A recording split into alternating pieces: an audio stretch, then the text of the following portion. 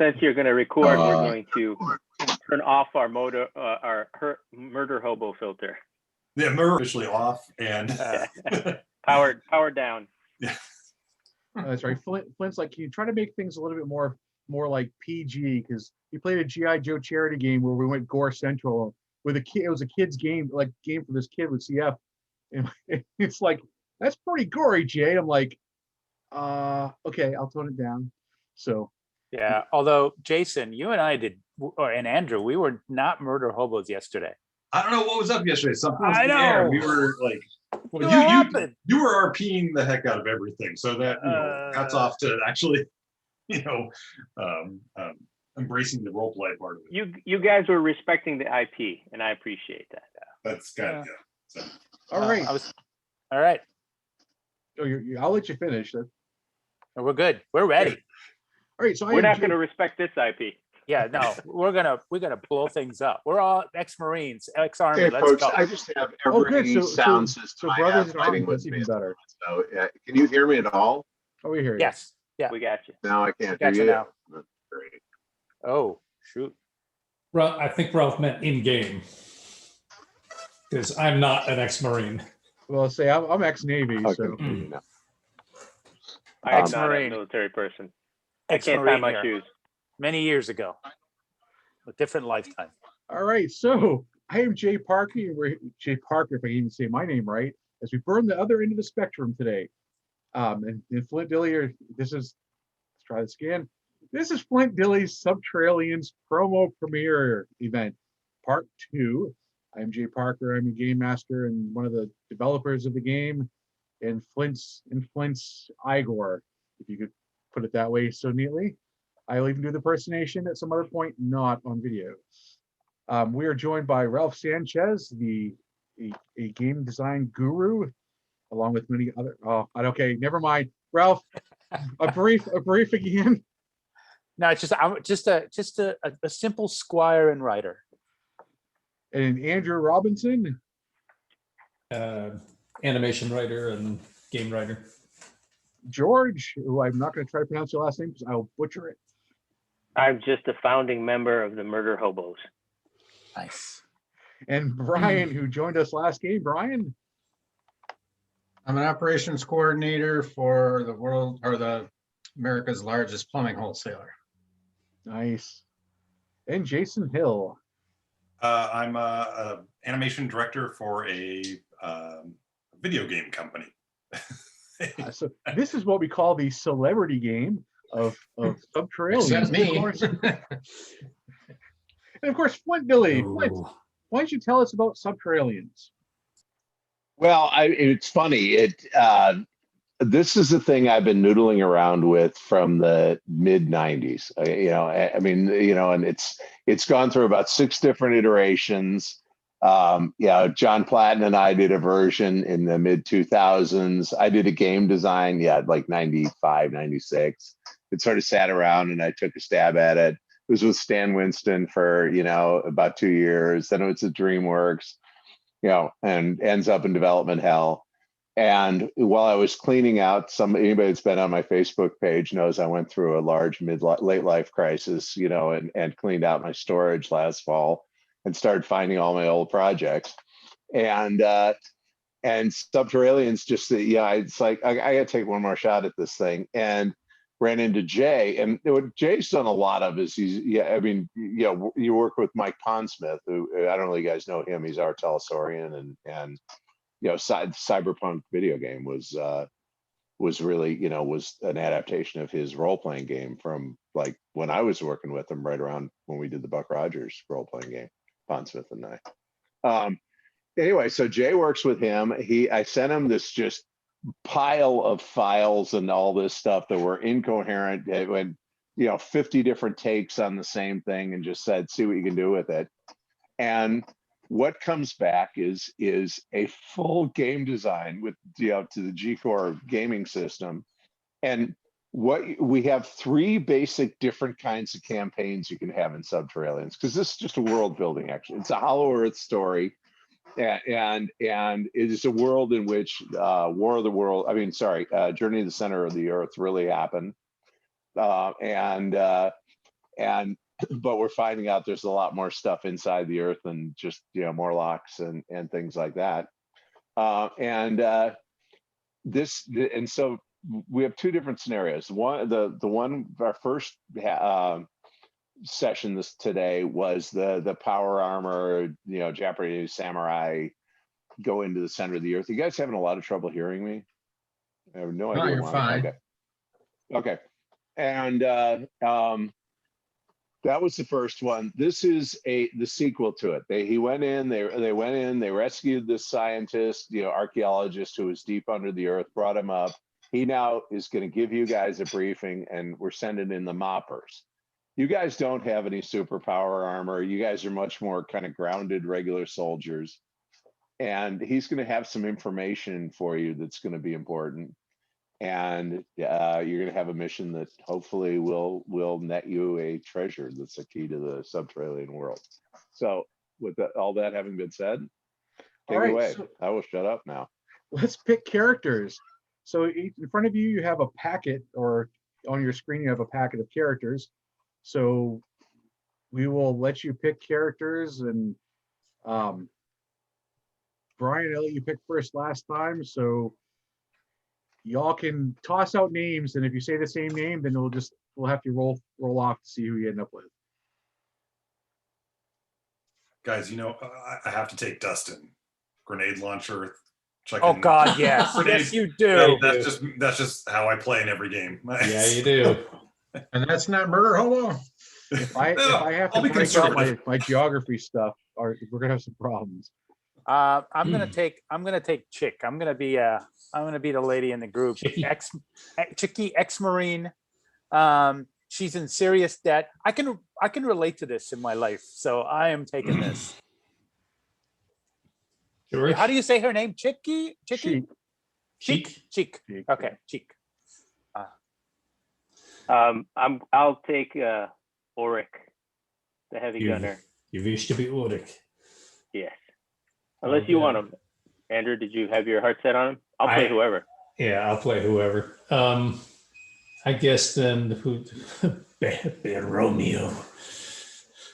If you want Ulrich, I will be Bear Romeo. We've got a heavy gunner and somebody tosses grenades, and then Yeah, I guess we are going murder hobo. Oh yeah. this is all. This is all We murder saw hobo. Jake Costner then. Shotguns and door kicking. Shotguns and door kicking. Brian, you pulled it well. You ended up team leader twice now. Through the laws of chance. I don't want that kind of responsibility. I think you're probably the only adult in this room, sir. Yeah. I'm gonna print Yeah, out I Bear am Romeo. the outsider, since you guys all pretty well know each other. Oh, Brian, I'm the outsider too, man. I only know Flint, so and you as of like 2 hours I know ago. all these guys, and I'm still the outsider, so don't feel There are bad. no You're outsiders. the ultimate insider. We need you to corral us. All Yeah. right. Nobody is here by Well, then accident. let's All corral right, them. then I take all your weapons away. I'm just gonna print out my character sheet. Yeah, not a problem, Andrew. I'll take it slow Oh for a second. man, I love the gear she's got. She's got some great gear. I got a first aid kit. If anybody else doesn't, I got some. I got smarts of 8 and might of 20, so I'm just gonna play that through. Yeah, I got smarts of 8 too. So Oh boy, yeah. Yeah, the I other- want we're you to not be the- leaders, so do I. we're not the science team, are we? No, but I I got. think we're 8 across the board. We're the moppers. I'm wild After working on 28. too many projects where everybody's a genius, I decided, hey, let's have a bunch of dummies running around doing something. Did here. Oh, It's everybody? more realistic. That's the right team for that, sir. Yeah. You, dude, you must have like been part of my rifle platoon when I was in the Corps, because we all had 8s. including average. myself, by the way, including myself. The only one with 15 was like our gunny, who okay, gunny. I'm a butter bar, and I'm going like, you're right, gunny. Yeah, but 8's human average. You want 5 if you want to be challenged. So 5 is that the army guy there that you can get him to walk across the minefield in broad daylight. Oh, you yeah. know, towing a little, red wagon behind him. That's Can I lower my smarts then and still hold the grenade launcher? Because that's going to make for fun RP. Just point in the right direction. Yeah. Just all right. point me- So Andrew's back, so we can get started. Let's do it. All right. So last thing you watch a team of guys in really fancy power suits trash on two giant hoplite statues made of marble, and they took the heads off the statues, and the heads ended up rolling down in front of you, and you guys kind of picking fun at the fact that the statues were looking at you and the mouths are moving, but they weren't saying anything. Oh, so we're those guys now. Yeah. Oh. Ah, Nice. See how this works, Brian? yeah. This is what we talked about, the tiered thing where it's like everything continues with each other. So Professor Garrison, who we equated to the dude from the Big Lebowski, because we needed a reference piece for someone to use to draw him. Gentlemen, I'm sending one of my assistants with you. We believe that we were close to a monumental find before we were attacked. The man the statue mentioned, we believe, was oh boy, here we go.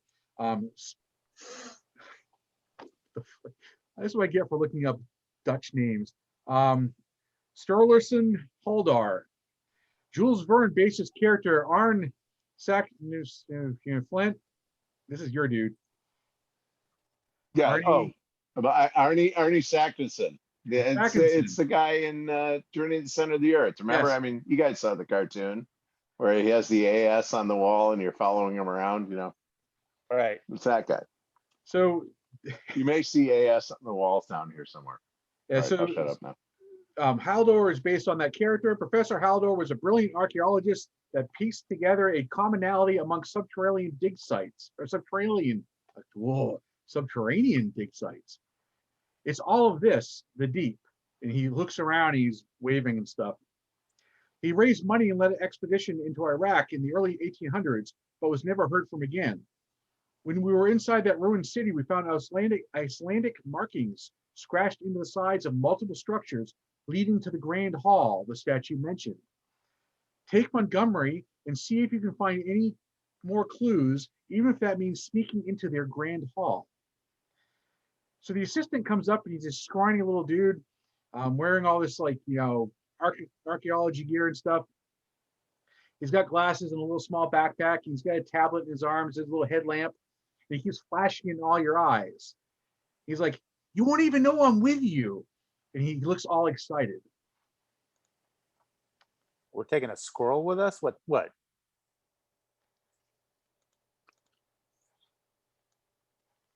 All right. I guess we need a guide. Put that damn light away. Don't shine it in my. You shine that in my face again.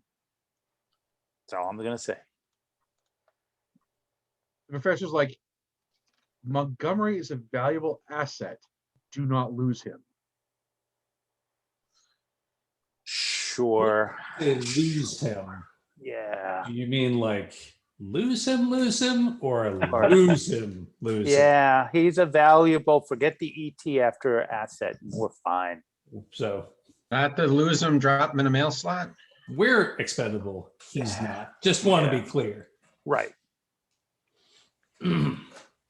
Well, you are getting paid, gentlemen. What is the problem?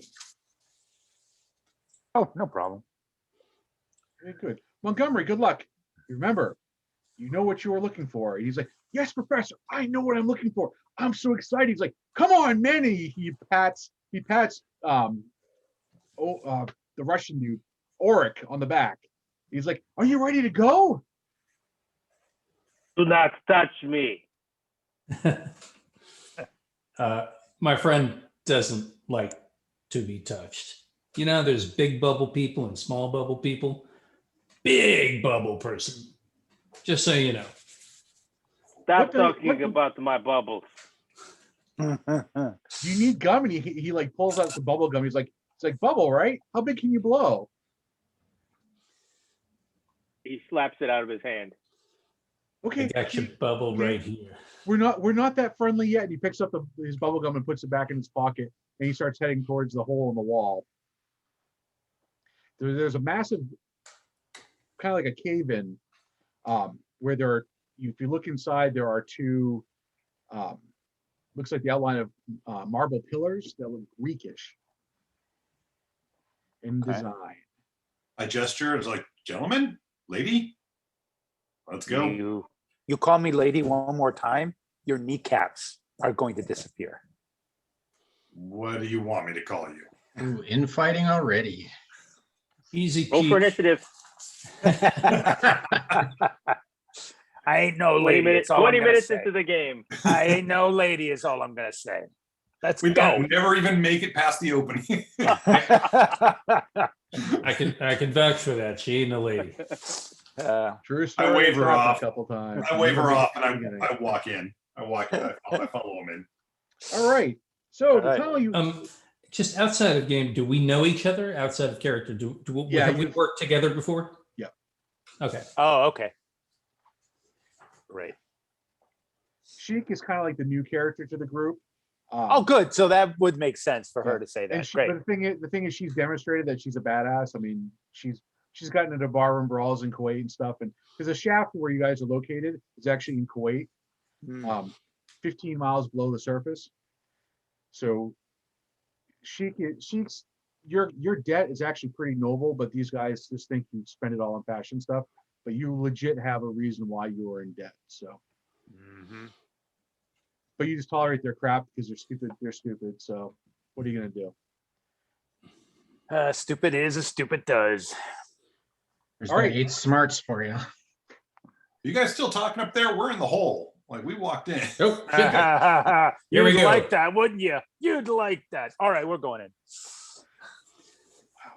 Otherwise, it's a real Not short falling off the adventure. wagon. This would be a good game playing if I was socially lubricated. Yeah. The tunnel is about 15 feet You tall. think this is okay? 15 feet tall by 20 feet wide. Upon closer examination, and Brian, I apologize. It looks like this was actually the back room of a structure. There are 4 large marble pillars on each side of the massive marble pedestals between each with massive marble. Okay, I should have meditated too, Flint. 2 have 10-foot tall marble hoplite statues standing upon them. The heads of the statues turn and watch you carefully as you go by them. In the middle of the room is an altar carved from marble. It looks as if dust has been recently swept from it. On the front of the altar is the face of a bearded human-looking male, almost resembling Zeus or God. The overall room looks like it has been untouched for an eternity. A series of human footprints lead to the far end of the room, where there are 2 doors, one left and one right, that lead into another chamber. Sorry, just to be clear, the statues actually turned and watched us. Yes. And So is that not troubling to us in any way? Is that expected? yeah, because what happened was you guys were the secondary rescue team to show up to rescue the professor, and Right. those statues wouldn't let you in, or a pair of statues wouldn't let you in. So you're kind of just like you know about them, but you've been told by the professor they won't attack you. But okay, but still, there's moving statues that we're just kind of like, Yeah. yeah. They're minor aliens, right? That's the description of them, right? Mineral- yeah, Mineral aliens. I'm really Mineral sorry. aliens. Yeah. Mineral aliens. Sorry, mineral aliens. Yep. Okay. And sorry, where were the doors? The doors are on the left and right, so you have the altar in the middle, and the doors are off to the on side. either side. Okay. Can The old I take man- a closer look at the altar, the Yep. statue in the middle? You can see where there's markings on the altar that look like they've been dusted off with like a brush or something. And Montgomery's like, oh, this is so fascinating. He's like, look at this. It's like those are Hebrew markings on this, and everything around us is Greek. Okay. And Look at him, I say, everything here is Greek to me. Yeah. where are we? I get that Are we too. on the- I get that. You guys are funny. Jason smacks a character on the arm. He's like, ah, that was good. That was good. I just kind of look down. What about the old guy? Does he have He's any not kind of inclination which door that he wants to go through, or is since we're kind of running as backup? You actually see like sets of footprints going through both doors. I'm mad dogging one of the statues. I'm just eyeballing one of the statues. I'm daring it to stare back at me. It's Did staring you- back at you, and it makes a grimacing look at you. And it's like, Oh shit. Okay, so question. Are we aware? We are aware that there are mineral aliens, correct? you're aware there's weird stuff down there.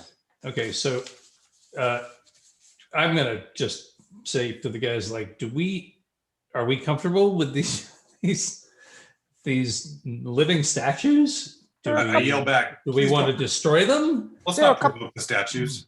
There are Let's a just not couple pro- of there are a couple of stiffs. We're fine. Humor. Yeah, I'll keep moving forward. All right, let's I'm go. sorry. Did you say there was an old guy in here or no? No.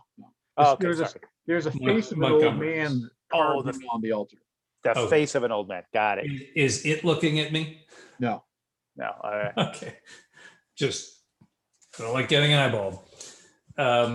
Cool. Let's go. We're gonna follow him, I guess. Well, Or left or right? somebody's Left or right? Left. Left. Right. Left. You Does march Montgomery have an indicator? Like, through, does he know where to go? he just walks through. So while you guys are trying to stare down the statues, like, come on, guys, we gotta go. all right. Somebody take point. I'll take point. Which one did he go through?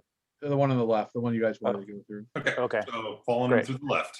All right. Hey, here we go. Right. So Cool. past the two doors is a large cathedral. There are 50 rows of marble pews with an aisle down the middle. These pews are actually larger than a normal human being. And so it's like kind of like a bigger cathedral. In the center of the two doors is another large altar. Behind it is a statue of a bearded man with long curly hair and arms across his chest, gripping what looks like two holy symbols. He's made of marble. His eyes will follow you as you pass through. Do There's we a large- recognize the holy symbols? Sorry. the symbols are a mix. They look like they maybe are a mix of like a Egyptian and Babylonian. So there's a bunch of statue men in this in this place we're going through. So far, yes. Okay. And the pews are, you say, larger than we are? Yep. So this is like a cathedral for like giants. For bigger people, yeah. Yeah. Okay. There's a large cathedral ceiling with a sculptured story portrayed on it.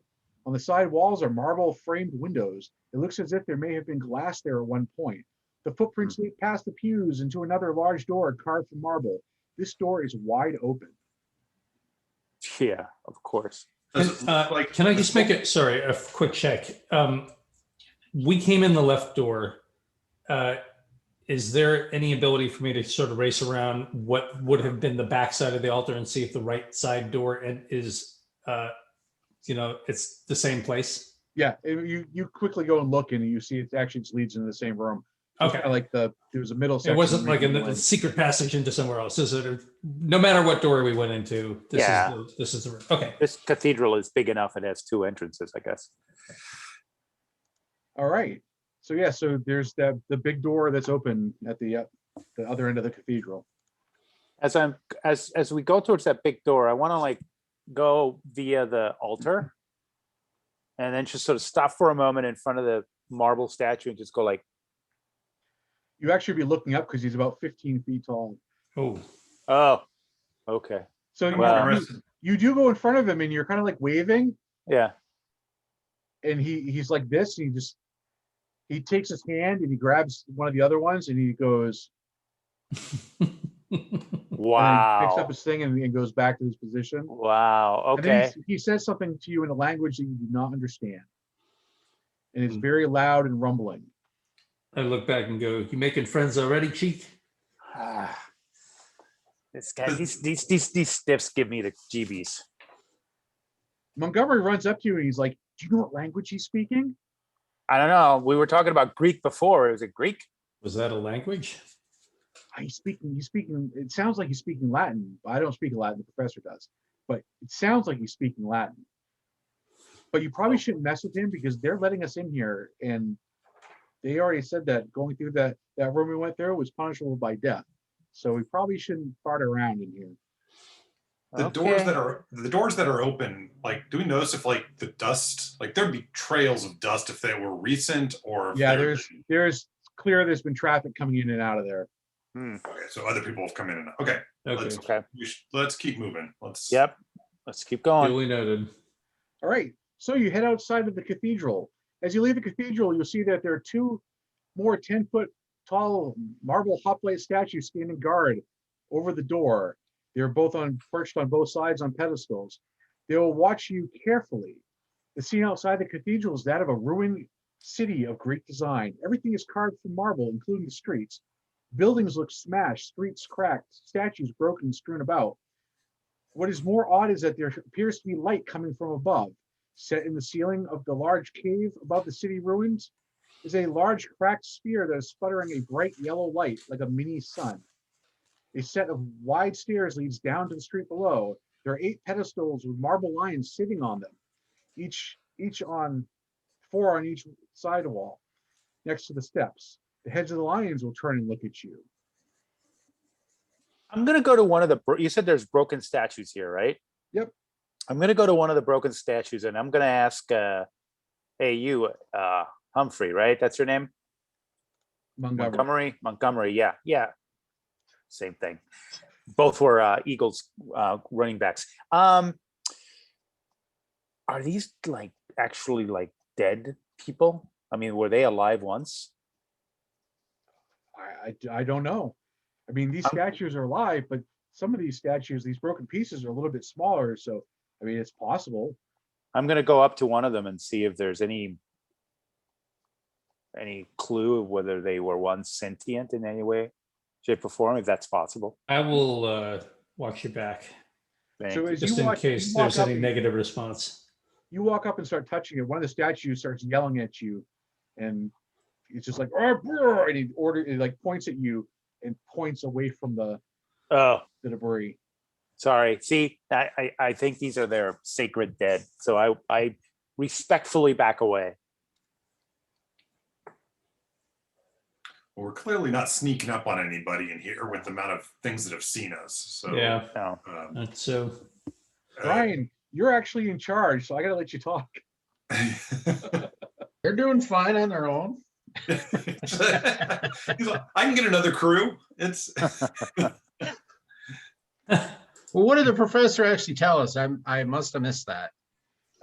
He wants you to basically retrieve gear, pick up the dead bodies before it attracts creatures from the outside, and follow Montgomery around and facilitate his mini expedition through the city. All right, where the hell are we going, Montgomery? All right. So Montgomery's like, well, don't you guys have to find bodies? I'll just tag along until you find the bodies you're looking for. Well, what are you supposed to do? I thought you were on some mission. Well, I'm just gonna like pop in and out of the houses while you guys are bagging up the meat people there. I mean, you don't have to babysit me. I Meat just need people. Does So you're- Montgomery? he's do you- he's looting the place while we're retrieving people. Yeah. Except we also have to keep you safe, Well, I'm only get look. according to the I'm professor. with you, and while you guys are bagging up the body, I'll just explore the houses around where the bodies are. Do you have any idea where the bodies are? Oh yeah. Here, I forgot to give this to you. He hands you a tracking device because you're all implanted with microchips. So in case you get lost, they can track you. He's like, I forgot to give this to you. Here, this will tell you where they are. Thank you Just That's push the green very button. much. Green means on. So we will. I will Wow. take the tracking device and give it to the captain. He clearly thinks your smarts are low. My smarts are. I know. I am smart enough to know I am perfectly average. But Cap, what do you think? Obviously we go. All right. Well, we turned the damn thing on. Yeah. Let's go find it. Ralph comes prepared. He brings his own motion tracker. Damn. Very nice. See, the problem is, Ralph, you're missing the one vital app that goes with any type of exploration. Yeah. Well, this was something that we did. Yeah, we were just crossing streams with aliens right there for a So second. you have to have your tricorder if you're really going to do Oh, Oh, Well nice, well played. nice. Well done. You got to tell me where I can find that app. this. That's a good question. I got it when I was running Star Trek for my wife and kid. I made them download the app on their phones. Like, if you're going to play Star Trek, you have to have your tricorders. Yep. Okay. So I guess we go house to house. All right. Marines do this, by the way. We go house to house. Now we have a tracker that Yep. tells us where the bodies are. So Yep. Cap, lead on. So you start heading towards the direction of the first body. It's a few blocks away. So the first block as you're going down, there is nothing. The streets here look pretty clean and stuff. Doesn't look like whatever the big thing that happened at Trash City happened so much in this area. On the next block, however,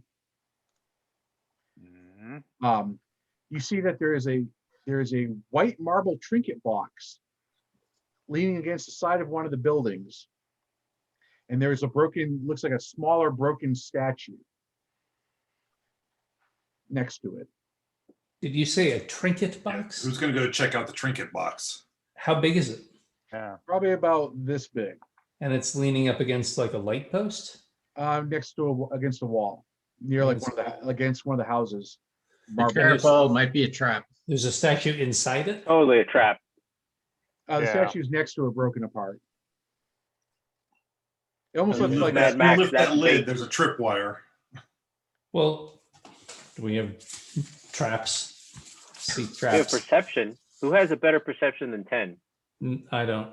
Minus 10. I got 10. I have 10. All right. Well, I'll do it. I'll do Let's it. roll some dice. Let's roll some dice. All right, What, so it's gonna be 1d10 as a percentile, plus your perception, plus your military.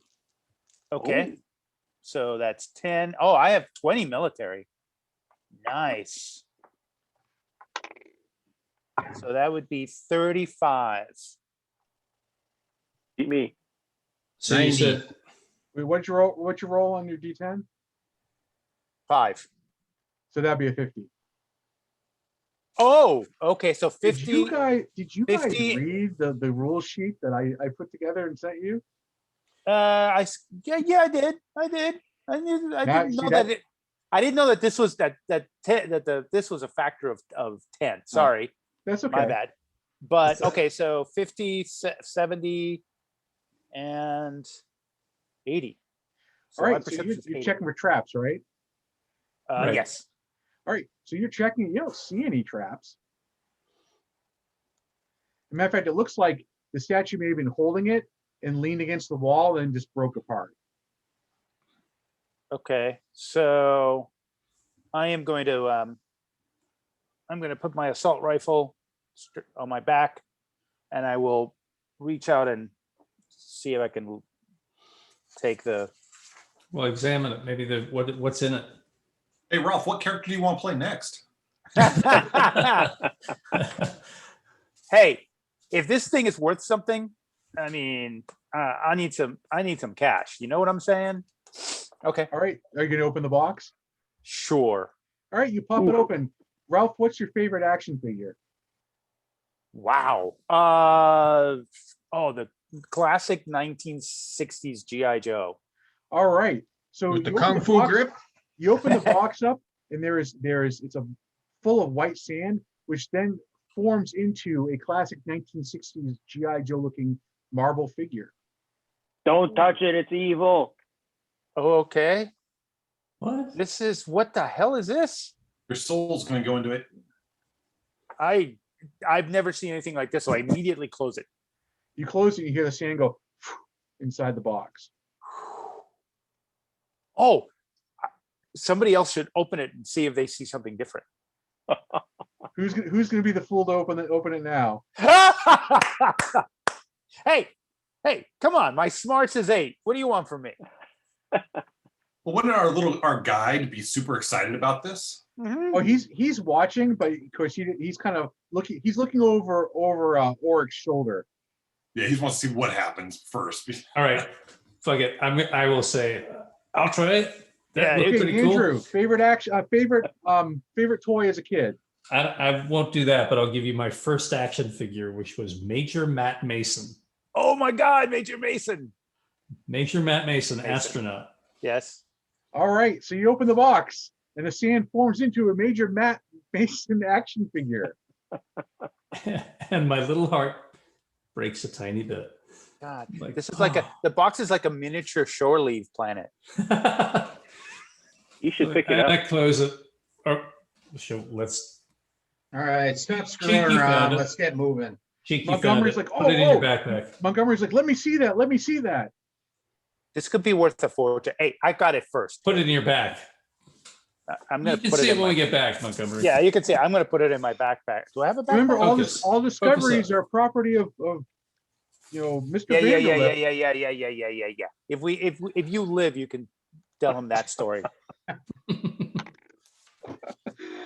Oh my goodness. All right, so you hit the next block. Basically, Ralph's attitude is they need to know about the property to collect the property. Yes. If nobody's there to tell them. Yeah. I don't think Montgomery's coming back from this one alive. He accidentally fell down that shaft that went 100 miles. Over Twice. Oof. So Montgomery's he's weaving into houses and stuff as you guys continue down the street towards the body, and he comes out. He's like, "Look what I found!" And he's got this, like, it's about this big, probably about the size of a newspaper, folded. He's like, and it's a marble tablet. And he's like, "This could have been the equivalent of a newspaper. Look, there's drawings on it." And he goes and holds it out to you guys. And this thing it's in mint condition. And he's like, this is brilliant. It's like, but it's not really practical. Imagine how many of these things they had to carve. And he touches the carving across it and it comes to life. And he goes to drop it. Does anyone want to try to catch this tablet before it hits the ground? Hell yes. All right. So I I have guess to what, catch two it. hands at once. So you both can roll your agility plus D10 and your military. So is Montgomery chunk or what? From the Goonies? 100. 100. Andrew, what'd you roll? Sorry, I'm confused about the Add your mechanic. agility plus your military special focus, whichever one it is you have. Army Yep. plus 20. So okay. So that's a 5. Plus agility is 15. Plus Oh, no, army. the 5 would be a 50. The 5 would be a 50. Oh, 50. I just multiply it 7. times 10. 60. 80. Okay. George, you're playing Oric, right? Yep. Okay. Oric like quickly just grabs it. So you're holding onto this tablet, Oric, and the scene shifts to a whole nother picture. Yeah. What is the picture? Your internet browsing history. It looks like it could be Miniatures. like a pictures of like children or whatever playing and stuff, and and then like a figure. They're kind of like dancing around a figure. I'll say, witchcraft, take this away. And I'll hand it to Winston Schmedley. What's his name? Montgomery. Yeah, that guy. When we put the book out, we'll have to have Montgomery with like 12 different names. Awesome. Yeah. Winston Schmedley it is. Wait, the All figure right.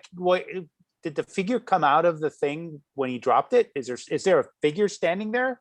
Nope, it was just the image on the stone. Oh, shifted. it just temporarily sort of, okay, got it. So you hand it back to Montgomery, and he touches it, and then the image changes again. He's like, it's like a newspaper. It's like a version of a tablet. He holds his tablet next to it, and he's like, look, it's like if I do this through a. You can swipe. So he's all Does he excited. recognize- He hands is it the- back. He hands it back to Oric and say, "Can you carry this?" Yeah, Did he recognize it? Is it Latin, the language on it? Did he recognize any of, or is it just images? just images. Swipe left, buddy. Swipe left. I'll wrap it up in some kind of, whatever I might have, just so I'm not touching it, and then put it in my backpack. All right, so you wrap it up. All right, so the next block is where the first signal is pinging from. This area looks less in ruins than others. Structures are all in one piece. Montgomery does some more exploring. He's prattle on about different findings. He comes out with like random stuff like spoons and like wall decorations and stuff. Of course, like he's like trying to drag a chair, and you hear him go, oh, and he's just grinding of stone on stone. And he brings out this massive chair. And he's like, I don't think we can carry this out, can we? Hey, whatever, it's on you. Literally. Focus up. Focus up, Montgomery. We'll get it on the way out. Okay. We might have to come back in again. You never know. So the first body that you find is in a lump on the ground. It looks as if the operator had been thrown a great distance and impacted hard against the marble structure. There is almost nothing left of the skull other than flesh that is full in bone and brain matter. The white marble wall where it impacted is smeared with blood.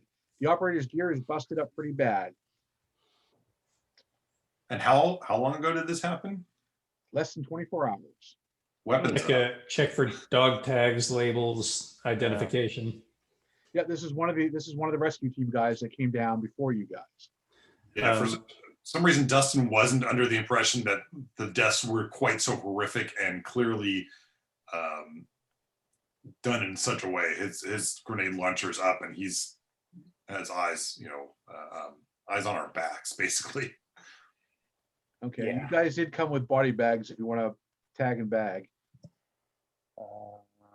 We'll bag him. Yeah, we'll bag them. All right, you bag them up, and you head off to the next location. All right, you find another of those marble tablets, and this time Montgomery does not drop it. He's like, "This is amazing," and this marble tablet tells like a different story. It's almost like a book. We're actually like watching a movie. So scenes are playing out, and it's making noise. But he's like, it sounds like they're talking Latin, but it doesn't quite sound right. Not like I speak Latin anyways, but the professor will know. Does this feel like technology or something that is quote unquote magical? It looks like it's working like a tablet, like a holographic tablet. Okay. But it just looks like it's all made of marble though. Okay.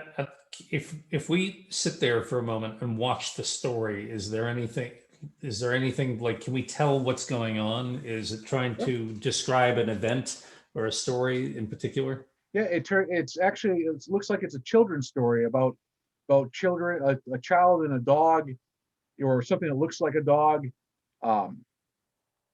playing and stuff. And then, as it goes along, and depending on how long you watch it, eventually the dog gets crushed by some big, mean, rock-looking monster thing. And the child runs off crying, and then the Hoplite statues show up like superhero style, and they kill the giant rock monster. And then the bearded dude comes up, and he puts his hand over the dead dog, and the dead dog comes back to life. Oh, that old chestnut. Wow. Even here, Steven Spielberg's still making movies. Okay. But it's that same bearded guy we saw the statues of Yes. earlier. Yep. Okay. Interesting. Yeah. All right, All right. back it up. Let's move along. Bag it and let's keep. Yeah, we got a job to do. You find, as you get to the next block, you see a building on the side of side of the structure. There's an Icelandic marking. It's a rough scratching into the side of the building with two arrows, one pointing back to the cathedral and one pointing to the grand hallway. Huh. Well, we don't want to double back. We were already in the grand hallway and the cathedral, yeah? The grand No. hallway you're not in. That's a place where you're technically not Okay. supposed to be going. Oh, okay. Oh, okay. So let's just continue to the next body, I guess. Keep going. Yeah. All right, you continue another block, and there's absolutely nothing. All right, so in the distance, there's probably like 2 more blocks down. You get the blip for a definite blip for where this next body is.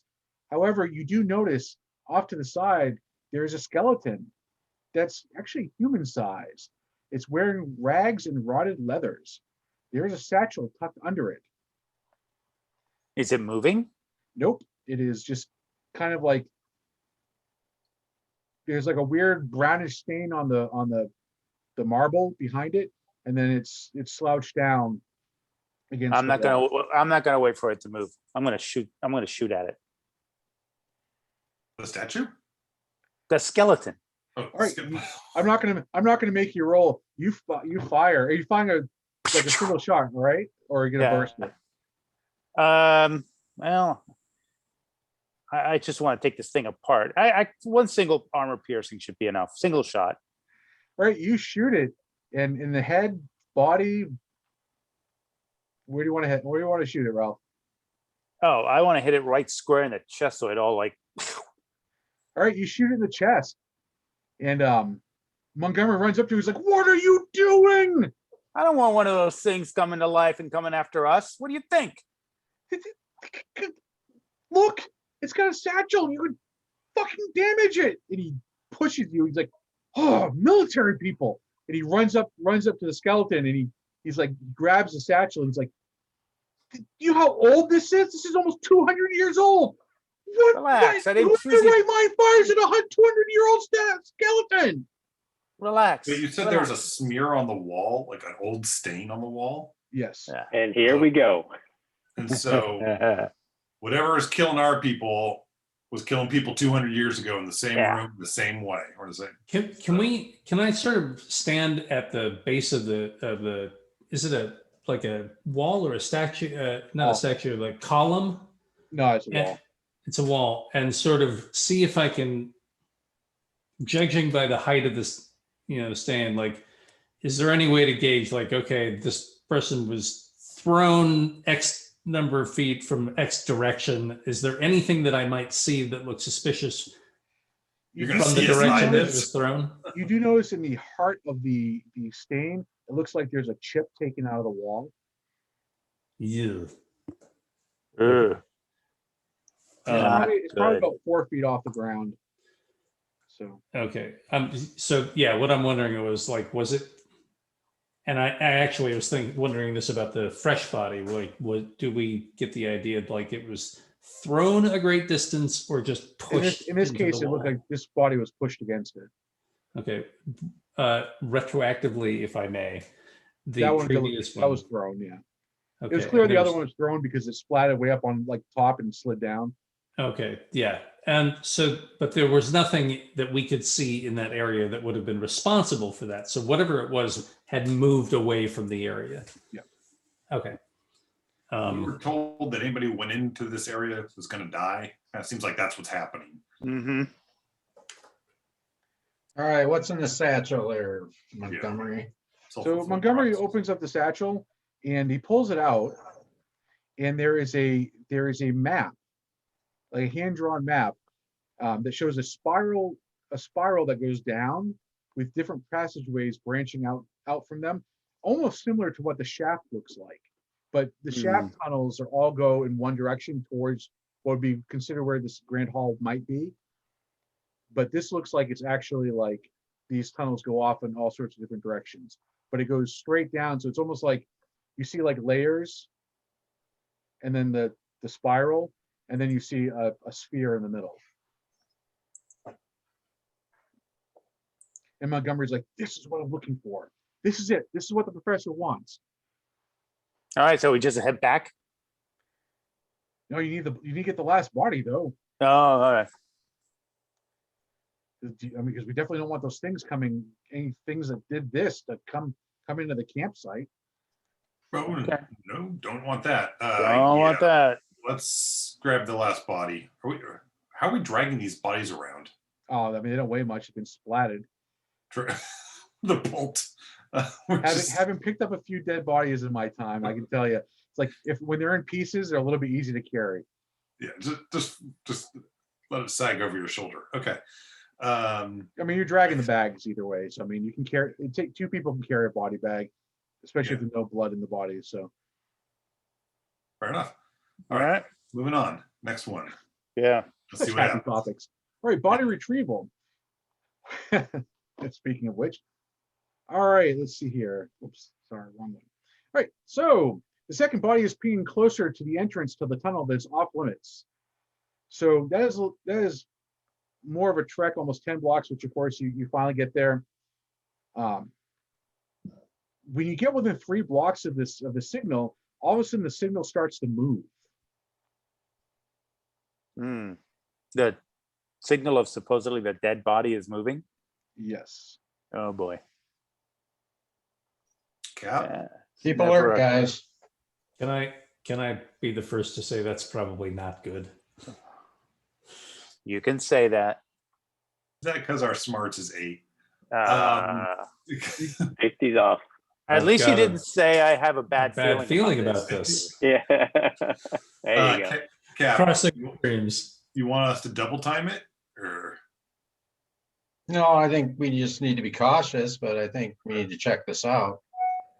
All right. Lou, I got my you Sun's get your gr- sun's up. my launcher? Because if grenade we're supposed to launcher's retrieve up? the bodies and something's hauling it away, we need to find out what that is. Yeah, Or the body got up and moved on its own. there's that too. That would be All right, yeah. Let's go figure out cautiously. But yeah, weapons up. Okay. cautiously double time. So Yeah. the signal keeps moving and then it stops. It's even closer to the entrance to this forbidden tunnel. So as you start getting closer, you see a pack of dirty, pointed-ear humanoids. And they're all piled around something. And you hear the tearing of flesh, and it looks like they're eating feverishly. Oh, I open up on them. More or less. hell, throw the grenade at him. Oh, you got a grenade? Who's I got a grenade launcher. I don't want to take out our. Oh, the body. It's probably better if you guys open up. All right.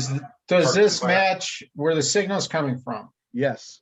So these creatures look like they have leathery skin and stuff. And every now and then one of their heads will come up and he's got like a mouthful of like flesh or whatever.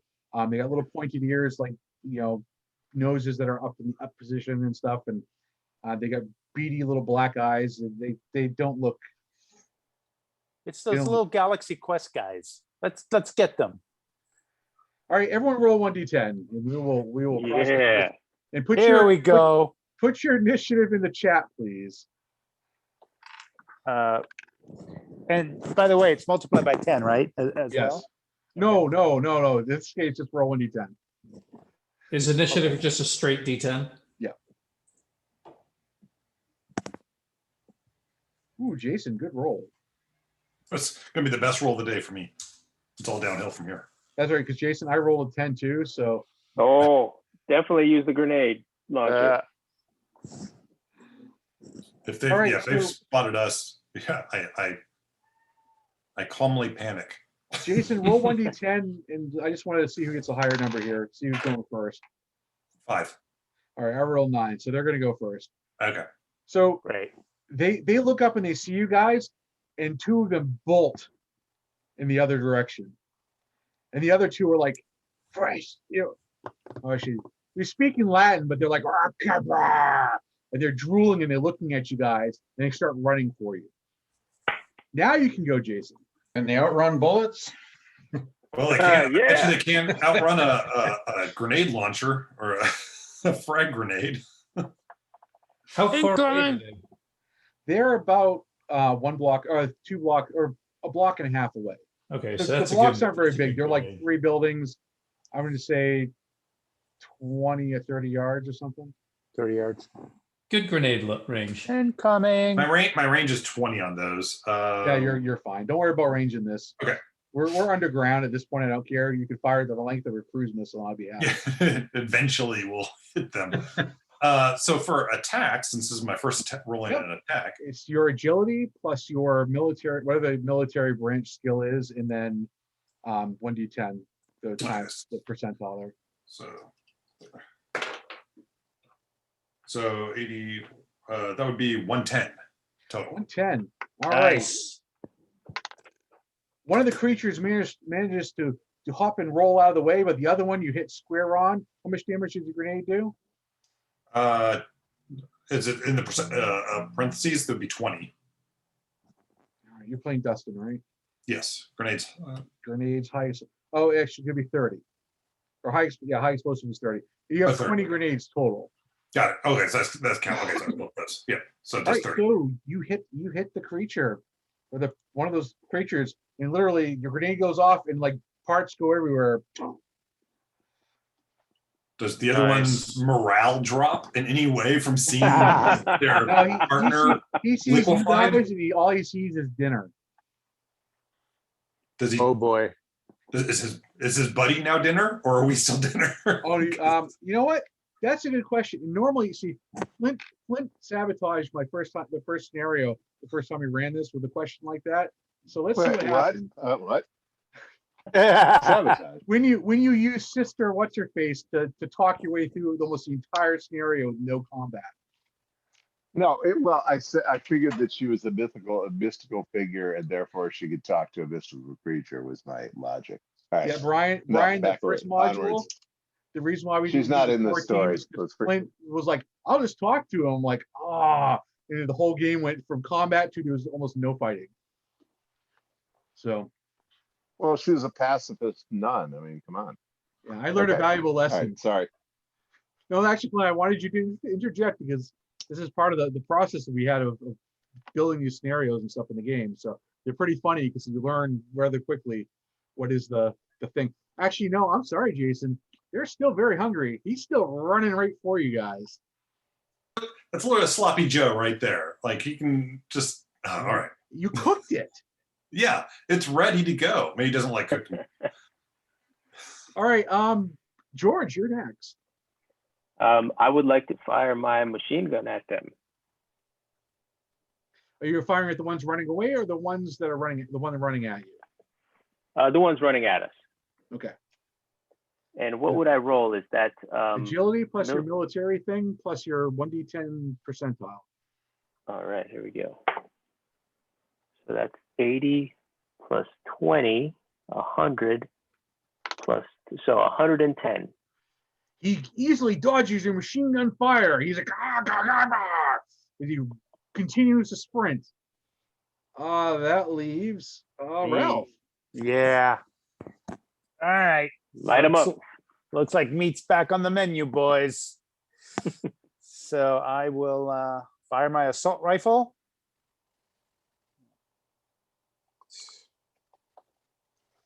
Oh shit. 100 plus 110, and my military is 20. 130. All right. You impact. Nice. Ooh, you impact good. And that Damage is 20. all right, you shoot it. Let's see. All right, you shoot it in a limb and it drops. But he's still crawling towards you, like, Can I double tap him? Actually, yeah, and I forgot this rule. So the machine guns, pistols, you can have 2 actions, and your assault rifles have 3 actions per action. So Okay. basically, Because you roll twice if you're doing automatic gunfire.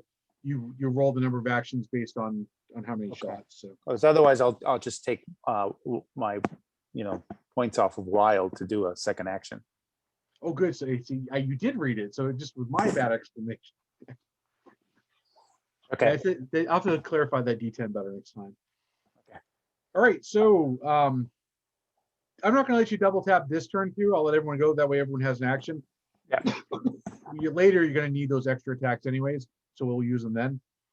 Because I'm going to say George doesn't look amused, and George probably could have like cleaned house on everything. So let's see here.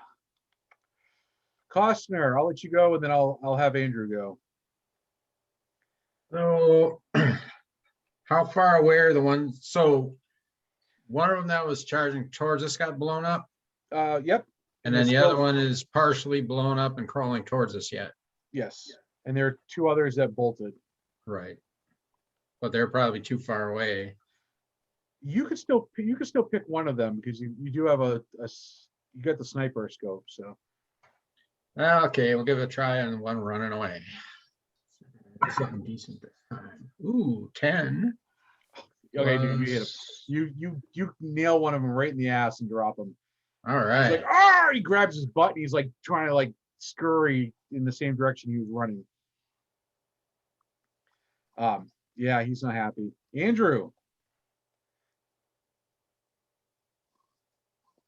Hi. So shotgun has a smaller range, shorter range. Yeah, he's still within range. At least the one crawling towards you guys. The one crawling toward me is in range, so I will finish him off.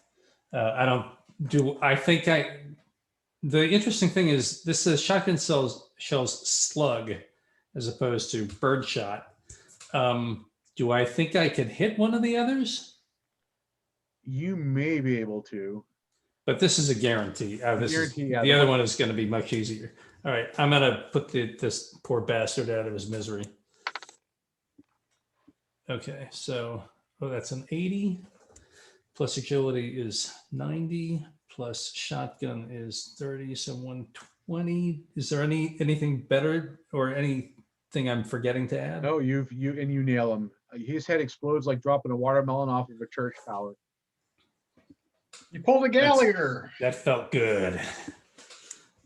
Like, all right, you got one of them has definitely run away out of sight, and then the other one is holding his butt and he's hobbling away as quickly as he can, screeching. So, And he's heading towards the Great Hall. Yep. Get him. Going for reinforcements or something else. And there is a partially eaten body remains there of a researcher that was killed in the. I would like to fire at the retreating Morlock. Gourd. Oops. Finish him off, George. All right. Give us a roll. That is 60. All right. You dismantle 60 total or 60 on the roll? No, 60 total. What'd you roll? I rolled a 1 for my D10. Okay. And, yeah. So you're like da, da, da, da, da, da, da, da, and just spray and pray. Yeah, you frick him up pretty good. Like you drop him. I mean he's holding his butt and he's bleeding out of his butt cheek, and you take him out. So he goes down. Awesome. All right, so all you have is that one that was running for the hallway, or for the tunnel leading to the hallway. So as a fully auto weapon, do I get 2 more attacks? Is that correct? Next combat round, yes, you will. Gotcha. Cool.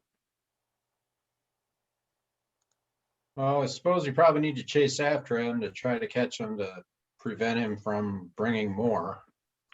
Yep. Or getting away. Jason, do you give George your action? Leave no witnesses. Can we give actions or give our turn to somebody else or not? No. All right. Wait, so what would you? Someone here. Launch a grenade. Someone here is a sniper, right? Yes, That's me. All right. Yeah. Ryan, do it. I'm a grenade. Is it my turn or is it its turn? So he's out of sight. So you guys are gonna have to run after him. Oh, okay. And let's go. Conveniently out of sight. You guys run down the street. You run around the corner where he was heading, and you turn the corner just in time to see there are 4 giant like rock type things, kind of similar to what you saw in that children's story on the tablet. All the chests are all opened up, and you see that creature jump into the chest of one of them, and the rock just forms around it, and then the rock thing comes to life. Perfect. We didn't want an easy fight. And they're walking towards you.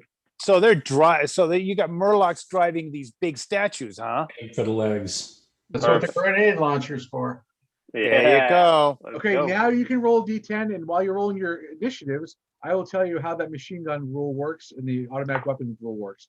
If you have a revolver, you only get 1 action or 1 attack roll per action. Semi-automatic weapons, 2 attack rolls per action, and fully automatic, 3 attack rolls per action.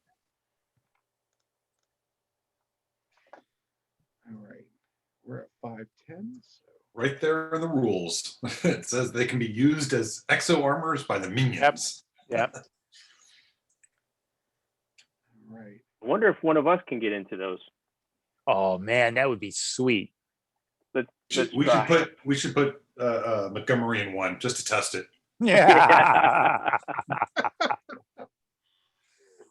Yeah. Are we breaking the game yet? But also, that's a super legit question. And one, maybe Mhm. if we can distract it, one of us should try and climb up and operate Oh, it. absolutely. Absolutely. You want your own, gun. How big are they?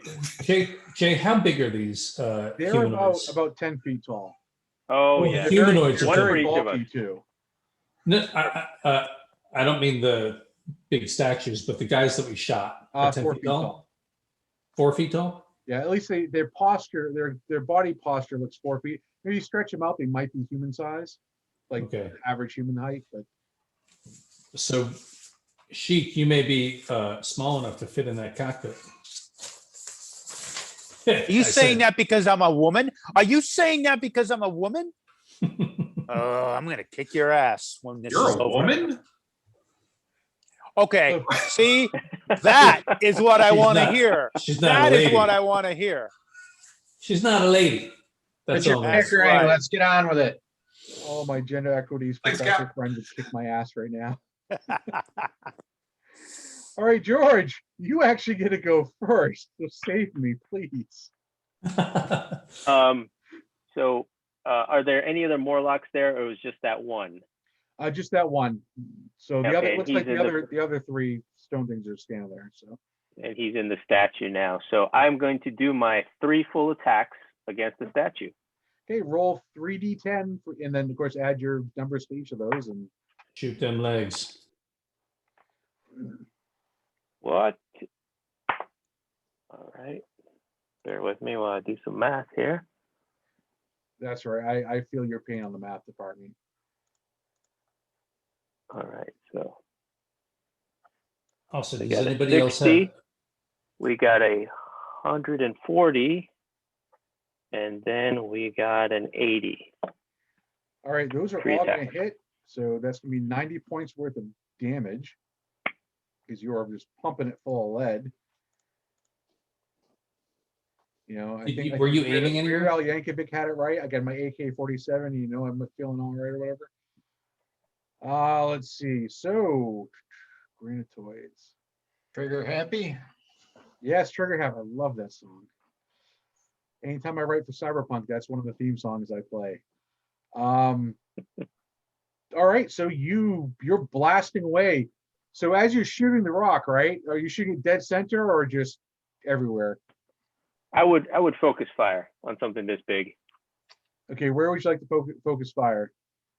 I guess center chest, center Okay. mass. So you're firing away, right? And chunks of rock are blowing off of it, and you can hear this muffled sound of, and the stone thing starts lumbering towards you guys as you're blasting rock off of it. And meanwhile, in chat, everyone's. I mean, I'm waiting for a KFC commercial, gentlemen. Or ZZ Top. Oh yes. Even better. Well played. I'm cracking open his little cockpit. Put a grenade in there. All right, so Bear Romeo, Orig is blasting the living daylights out of the chest of the big stone creature. Who's next? Now that you guys have moved the initiative stuff way out of vision for me. I think it may be me. Yeah, Bear Romeo. I had an you're 8. next. Unless it's Dustin. Dustin, I think I you had might an be. Oh yeah, Bear Romeo. I have an Dustin. 8. I have an 8 too, but I'm going to give it to With you. you? Go ahead, Dustin. Okay. So grenade, but lower torso towards the legs. If we can cripple this thing, then it can't walk after us. Okay. Maybe. Go ahead and fire whatever grenade you're going to use. The high explosive. Okay, go Would that ahead. be the best? Sorry. Difference between the frag. Frag is more of a good yard radius. Yeah. So a high explosive would be better for this guy. Okay. Oh, well, that sucks. 30, only 40. 20 military, 10 agility, and a 10 for or a 1 for. Right, you fire that grenade, and it's kind of like goes past the stone monster. It was a thing. warning shot. You can do It blows wild. up. It blows up in the back, and the explosion you hear echoing down the tunnel. You're not supposed to go down. You could spend wild points That's true. You can spend wild points to adjust if you your roll. wish. How many do we have? Oh, 28 wild points. How does that work? You Help can me. add that to your attack roll. So however many points you want to add. Well, gosh, the minute you said it went echoing down the the tunnel. Sorry, what was that? Did I say that was only 40? What did you hit with, George? I hit 60, 140, and 80 were all hits. I could spend 20. I'll spend 20 of my 28 and to make it a 60. All right, so you fire the grenade. It doesn't, because you rolled really bad still, even with your wild, I will let it hit.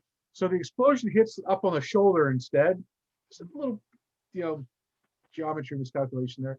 And it explodes.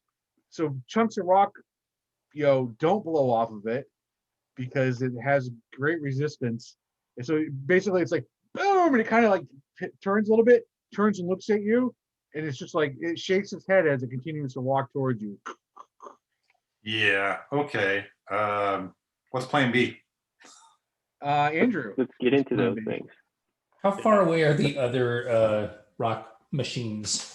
They're probably like, what, 10 yards? And so is it between us and them? Can I kind of circle? I'd like to they're circle off around. They're off to the side, so it's kind of like it's walking towards you, but they're positioned off to the So side. can I dash over to those things and hit it from the side? Can I basically sort of run toward them and try to aim it? Okay, so I'm going to try to get toward those other walkers, and I'm going to shoot a shotgun blast at its whatever foot I'm nearest. Okay, go ahead and give us a shot. All right. That's a 57, 60, 90. All right, you go to shoot, and right as you run over and you go to pull the trigger, a giant stone hand blocks the shotgun blast. And one of the things with its chest open is now leaning over you and is shaking its head. It starts talking, but you can't understand it. It's like, This is a different one? yeah, it's one of the ones that was just standing there with its chest open. Oh, scheisse. I thought they were just machines. And I will The other two, communicate. they have their chests open. They turn and look at you, and then they look at the other one who's walking towards you guys, and it turns and looks, and they're all start like almost like they're laughing. Oh, guys, we're absolutely fucked.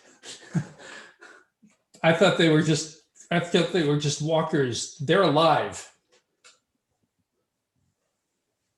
If they're alive, are we supposed to like not kill them? I think we can still get in there and control them.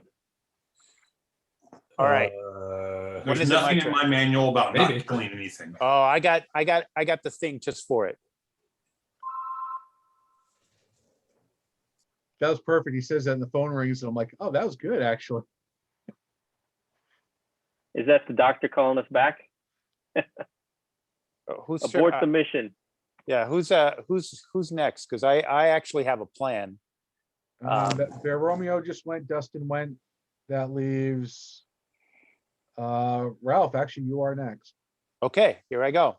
This is very weird. Are you hearing me real time? Because I noticed my video is like behind my. Yeah, you're delayed. I wonder why that is. You My can try internet- stopping. You can try stopping your video and starting it again. It It's looks just like a it's just Japanese Netflix movie. Sometimes Yeah. the Amazon Prime, it's like, hey, look, it's not lined up today. Because my internet's fine.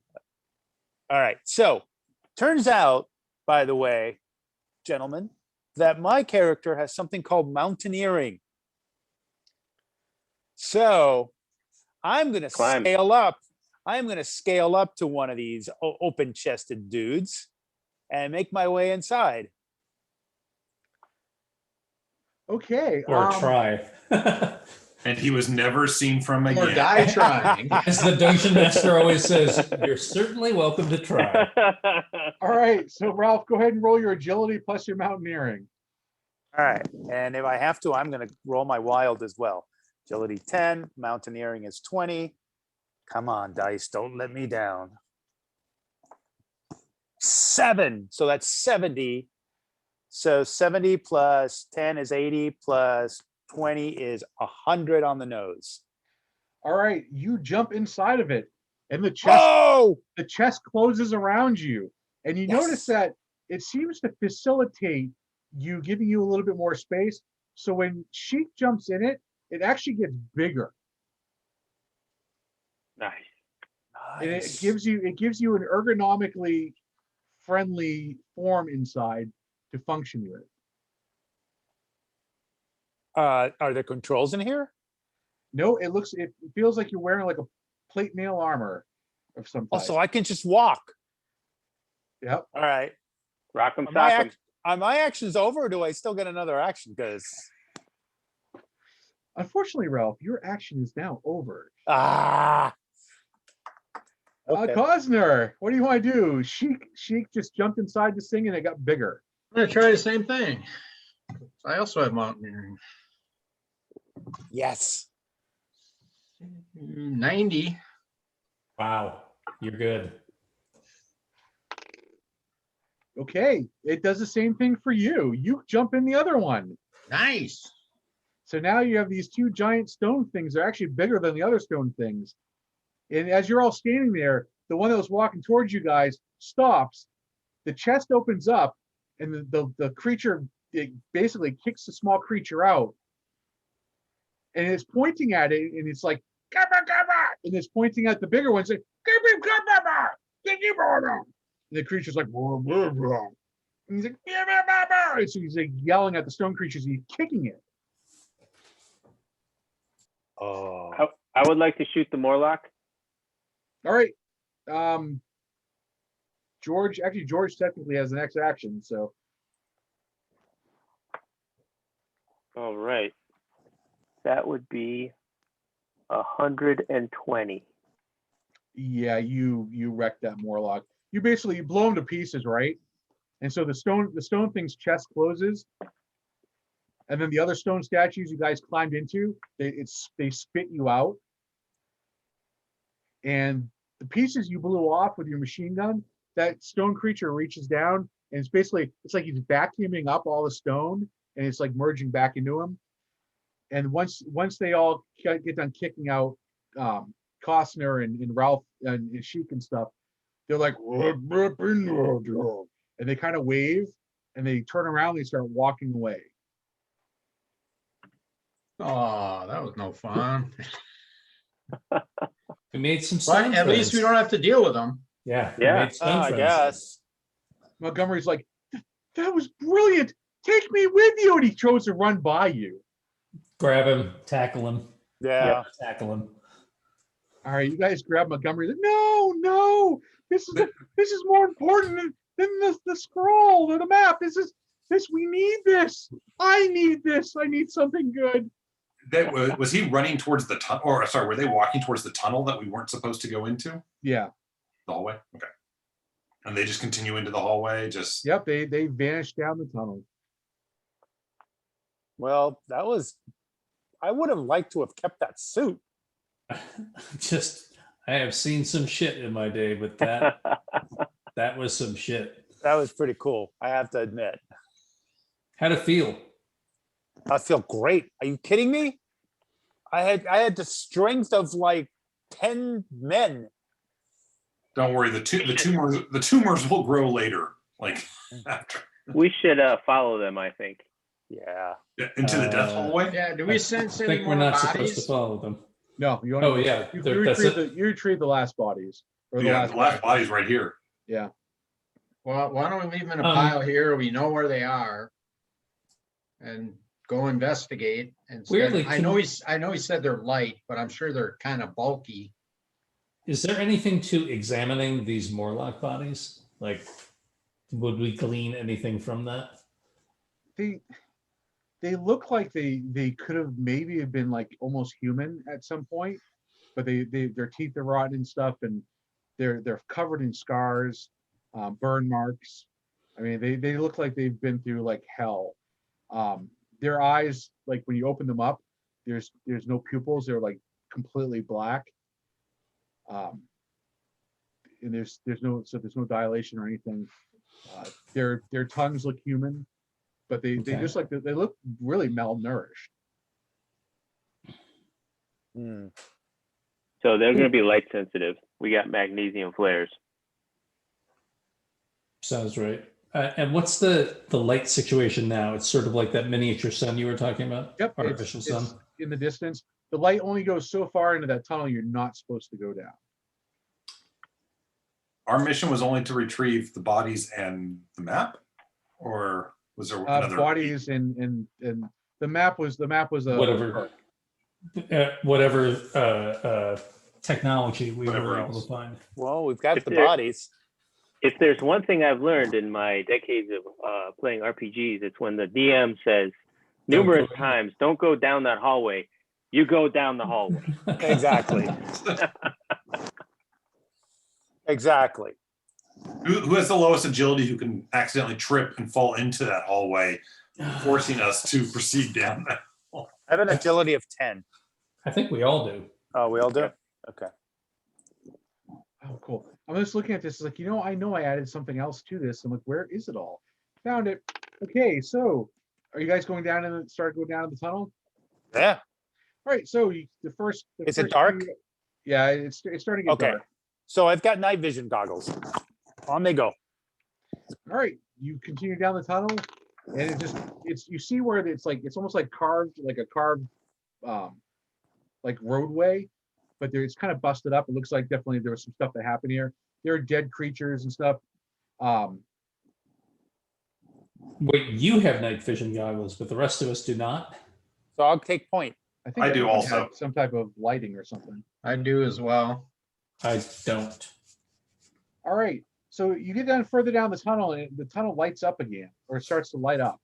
And as you get closer, you see that there's a bunch of small flies the size of quarters that are glowing. So almost they're like a white hue, and they're flying around the tunnel, and they're actually lighting up the tunnel quite well.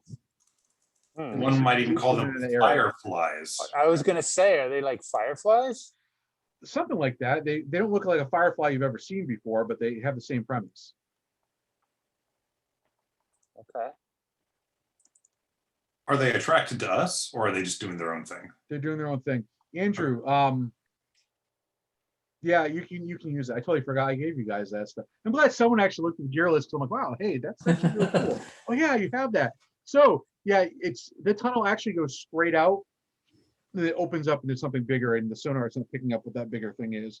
So I'm waving it around, sort of trying to get a gauge on how big the space we're in is. All right. So you go further down the tunnel, and you're almost to where it opens up, and you start getting this really disgusting smell coming from the tunnel ahead of you. We'll put on my gas mask. I put on my gas mask. Yeah, me too. So you gas mask up, and you see this creature that's about 1 foot tall. It's got a large, it's basically like a large toothy mouth with one large cat eye in the center, and two short legs and a very flabby belly. It's kind of like walking along, and every now and then you see it like grab an insect that's crawling across the floor. And then it flatulates. The Like what? it's really. Oh, so this is fart smell. Yeah, and then it like lay down like a cow patty, and be like, and then like wobble off and eat something else, and then fart and then poo again. You We know, assume that's probably the source of the bad smell, that's disgusting. or is it something bigger? That's disgusting. What do you think? So one thing It is. One thing we've learned is that STDs is a myth, because this is deadly. Are we all wearing our masks now, I assume? Yeah. Okay. All right, so I guess we avoid it. Yeah, Yeah, just give it as much give it as you a can. wide berth. All righty. Let's see here.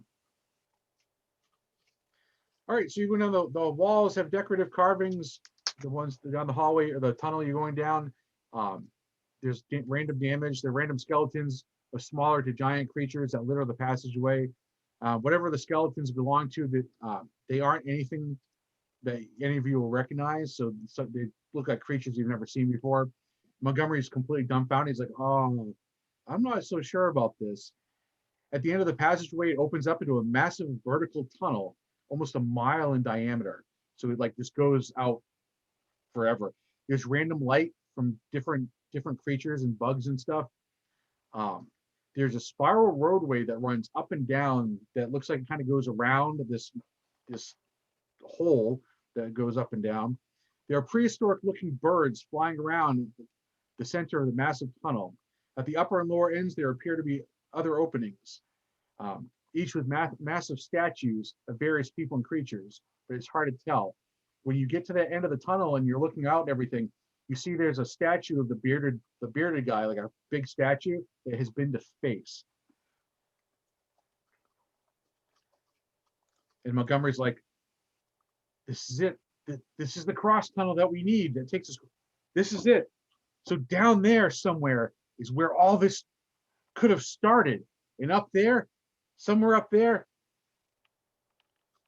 that should be Iraqi territory. I have to look at a map, but that should be Iraq above us, like 15 miles up." Already been there. Don't need to go there again. We going down? Hells yeah. Let's go down. All right. Oh yeah. Montgomery stopped. He's like, "We're not really equipped for this. And look at those things." And like one of the prehistoric birds that's flying around is probably about the size of a small, I don't know. I mean, it's not, you get a mile space of probably about half the size of a football field in size. Oh, not like a pterodactyl, like a Whoa. mega, like a 747. Whoa. And It's like- it looks down and it makes a noise and it's like, "Ah!" And it echoes almost deafeningly. Montgomery's like, "Yeah, I think we should go back and have someone that's more equipped to handle this." And he beats it back down the tunnel. Mm. Part of our okay, we got the bodies. Our other job is to get this guy back in one piece. So seems like we Let's get him back in And one piece. those stone golems are nowhere to be seen, right? No. Damn Oh, it. that's a good point. Yeah, because we could have fought a pterodactyl with those things. Yep. Well, he kind of. And we don't have the super suits. Nope. Hmm. Well, Yep. we were the cleanup crew. Feel like we kinda- could get into some trouble. Yeah. Some good trouble. smart plays to head back. Let's head back. We've never done the smart play. Wow. But I'm just saying I was smart Ever. play. That's what I'm saying. All that As much- talk before the game started, and now you're talking about smart play all of a sudden.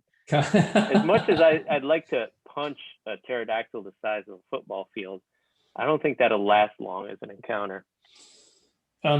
Does up feel more viable, or do we want to just head back down the tunnel and not let that dude die?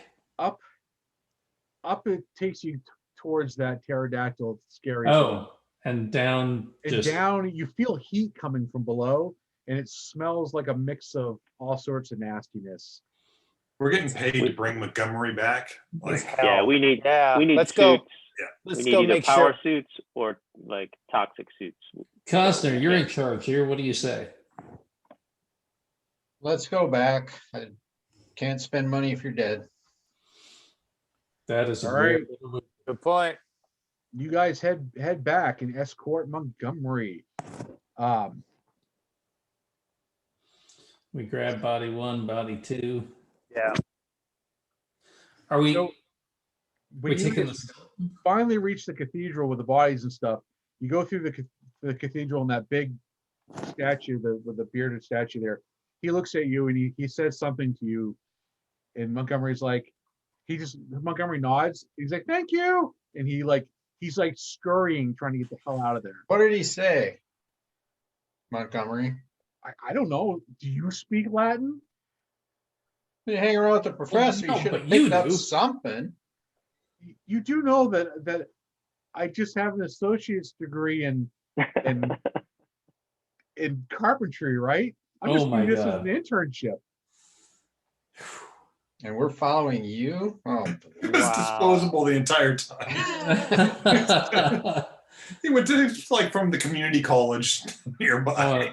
I want to gank him myself. Actually, I'll be honest with you, all my community college students, they would never go into a situation like that. That's true. Nobody would. That's Coming smarter very than we good. are. Oh. All right. So, Get him out. Yeah, get him out. Let's get him out. all right. So you get out, and Professor Garrison's like, "Do you have the bodies?" Oh, it's too bad that they were lost. Montgomery, do you have the other thing I asked for? And Montgomery and the professor will walk off Ooh. to discuss, to debrief. And then Montgomery comes running back. He's like, "Hey, I need that trinket box."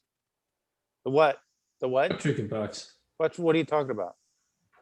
Guys, I need the trinket box. That is property of Mr. Crocker. That got dropped with the fight with the Morlock. Yeah, when listen, I went inside the suit and maybe it's still inside the friggin' rock suit. I don't know. I don't have it. Professor was brilliant. He turned out, oh, what a loss.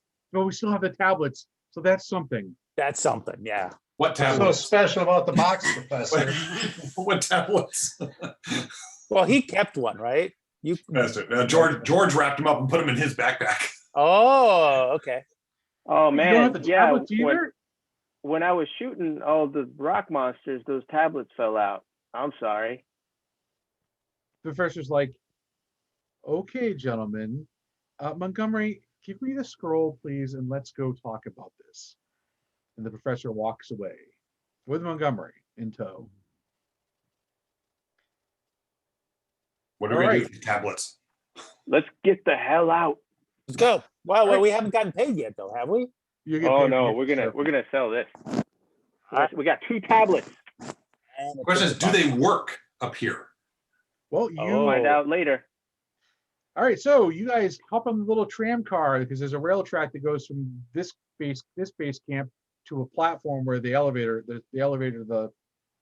shaft is, and you hop on the little tram car and you're wheeling away and stuff, and you're going down the tunnel, and there's all the debris and stuff you saw when you first came down through, and you get to this platform and you patiently wait, and a couple hours later the elevator finally stops at that level, and the next security team comes off. I'm like, hey, how was it, guys? Boy, you guys look like you've been busy.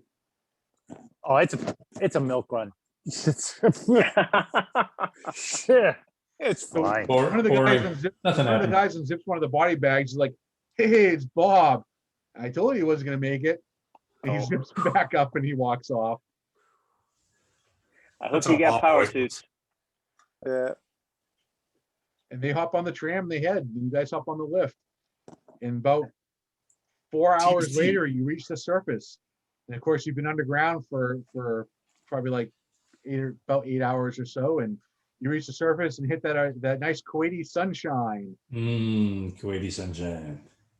And the wind's slightly blowing, but there is a nice a big cloud hovering over the facility. So, and you guys head back to the barracks to clean up and enjoy your swag. And So Jason raised a very good question. Do these work? things work here? All right, Find once out. once we're in the sanctity of the barracks. Yes. you guys hit the barracks, you take out the tablets, and they do work. What about the box? I'm going to open the box. And your GI Joe stands up. Nice. What happens when he And takes it it gives out? it and it flips you off. What's that? Do you take it out? Like, does it create more stuff, or is it just one thing? Can I One thing. I can pick it up or I can put it back in. You can pick it up and play with it, and it's made out of marble though. I'll close it. I'll think about, Think about an Oscar. yes, I will think about an Academy Award. I will open it. It changes into an Academy Award. The sand reforms God. into an Academy And Award. this is marble, Yeah, it looks like dust, like particles. but And when it's- when I touch the GI Joe, it's marble. It's like rock. Yep. Yeah, well, that's not gonna work. Sex toys are out of the question. Wow.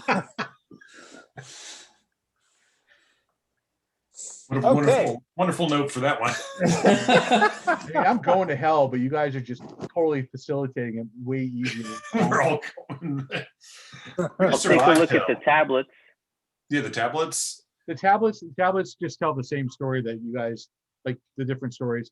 Oh, so these are like picture books. Yeah, pretty much. Except for the That's ones cool. like the Or movies. I stole. And it just keeps playing that stupid kids movie over and over and over. Beautiful. Wow. That's great. I right. know a guy who would give us millions for this. There must be something on the black market. Oh yeah. Somebody in the black market. All Let us right. take these Do we, cursed do we have time to relics make a of the black? world. Do we have time to make a black market sale? Yeah, really. Sure, you guys, Oh. you guys can head into the nearest city and market and try to sell Well. these things off. My character would want to do that, given that she's still in a lot of debt. All right, so using your contacts, because you are mercenaries and you're shady as hell, you head into the nearest Kuwaiti village. So in the actual game itself, I do have like the actual location of where this thing is located. I just don't have it in front of me. So you plop off the nearest Kuwaiti city to pimp your wares. You do find a buyer. There is a British businessman who's visiting the region, and he's willing to offer you £500,000 per tablet. It's kind of low. This is magic from another realm, sir. That seems You offend very me. low. He's like, I'd like to see you sell this anywhere else. Oh yeah, I'll find a buyer. Thank you for your time. Okay. Yeah, I'm not going to show this guy the trinket box because he's a No. cheapskate. All right. So It is priceless, sir. Literally priceless. You have you're turning your back on it. I'm going to opportunity of a lifetime. convert this into a non-fungible token and get more. Nice. all right, because Costner, you're out on the town with your boys, and they just tried to sell these tablets off to this British guy. He did not look happy when you did not accept his offer. It was less than $1 million USD. I mean, it was we didn't. Yeah. For magic tablets. The He's like, technology alone in these things. gentlemen, I will pay you in gold. And he snaps his finger, and a waiter brings a tray with a lid. He sets it down. When he opens the lid, there are 3 bars of gold. So we look at it Nope. like, how are we supposed to eat that? Yep. How are we supposed to divide that up? That's Yeah. not my problem, but it's worth a lot of money. What year does this take place in? 2021. Okay, so we could go talk to Elon Musk and get a lot more. Yeah. We could get a rocket. Wow. Let's do All right, that. so you're going to try to sell it to someone the equivalent of Elon Musk. Yes. Let's do All that. right. I'm sure there are a few Saudi billionaires in the, few local billionaires. What technology takes a stone tablet and all of a sudden has like moving images on a stone tablet? I mean, this is Right. who knows what you Yeah. can do with this. We're in the area. There must be a few billionaires in the area. You got to go to Dubai for that. Yeah. Dubai. You Yeah. found your action figure back. We're not far from Dubai, are we? Yeah, we could get on a chopper and get there tonight. This will all end very good. This will Well, all end Yeah, well. that's why I'm pushing. this will Doesn't not matter. end with Just people. Fast hunting forward us. us to the cultists, please. I once had a student ask me, why didn't you go teach in Dubai? You make $1 million a year just teaching. And it's like, in your degree would carry you far. And I'm like, I don't speak any other language than English. He's like, well, we could fix that. I'm like, no. I'd be in so much trouble in Dubai. No. All right. Who would want my trinket box and pay a lot of money for it? The ability to actually create anything out of dust into a marble version of it. Who would want something? Who would value Wizards? something like that? Do wizards exist in 2021 though? Look around you, sir. See, but what I see with that thing is actually the most advanced rapid prototyping device ever made, where you can create something out of marble and then cast whatever you make and then replicate it. So As you imagine it. this is a 3D printer far surpassing anything on the market right now. Homie. Okay, all right. Okay.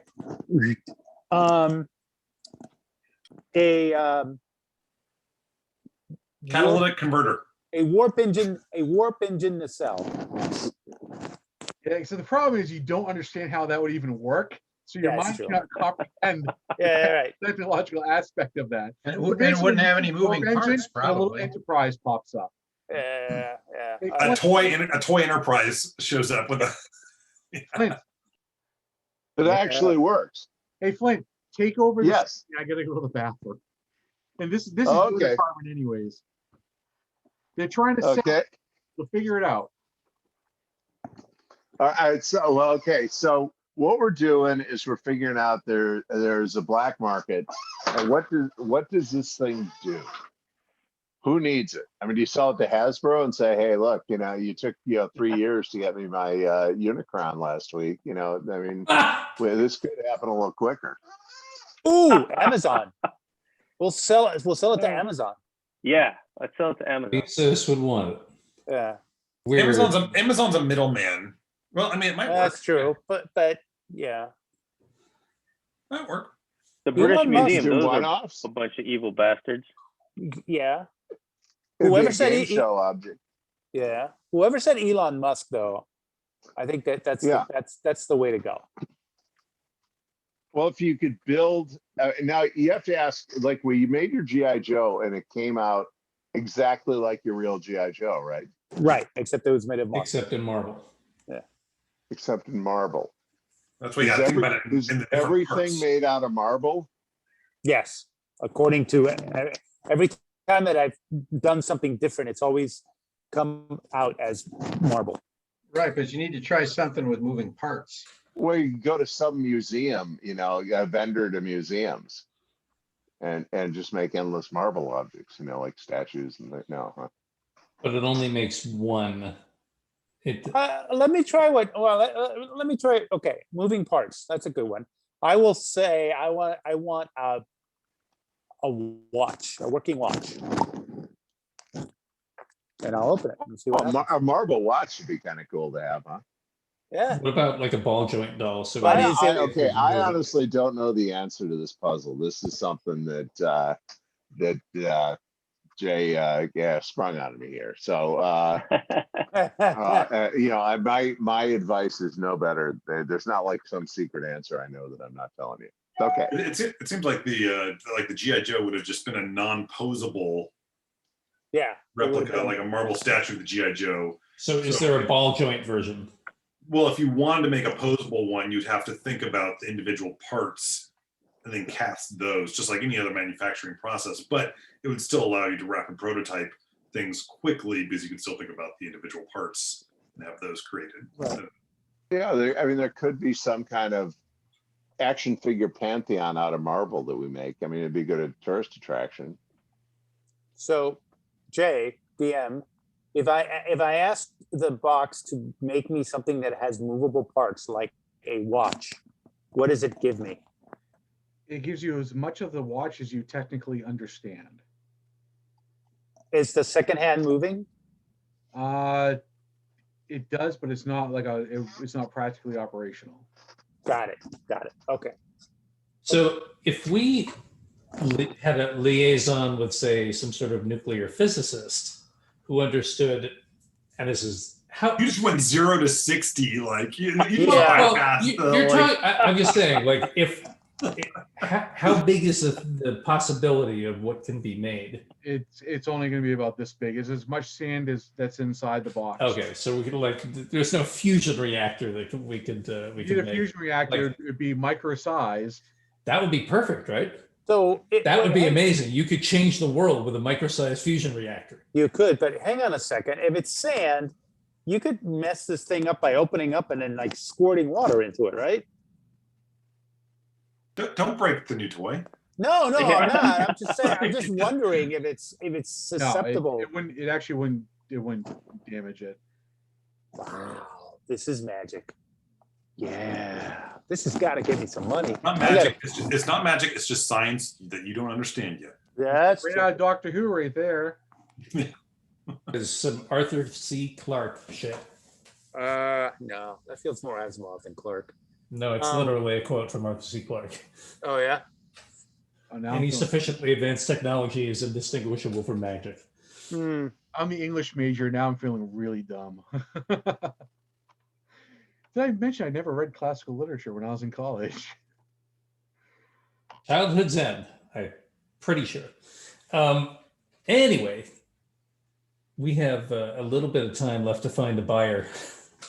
All right, so if you guys don't mind, I'll just wrap this up and let Flint do his after show thing, just because Flint has a whole bunch of stuff he wants to talk about, and as Brian will tell you, he's got plenty to say.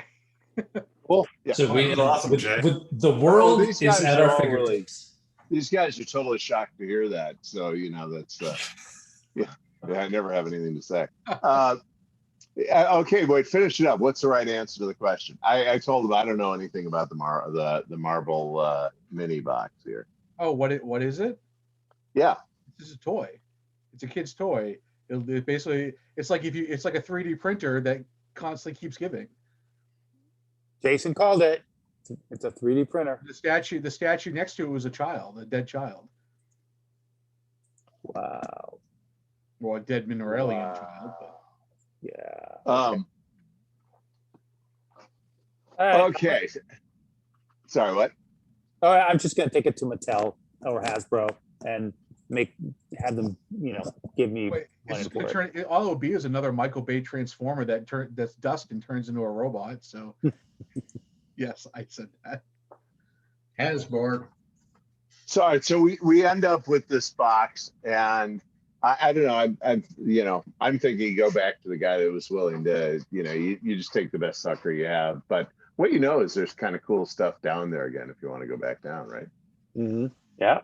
Yeah, I mean, what you have is you have a world that's a TARDIS of another Doctor Who reference, of magical objects or extremely advanced technological objects. No, anyway, all right. So this was an interesting one. All right, the first adventure that basically, and probably most of you know this about me. I just love the idea we're creating a sandbox here with Subterraliens.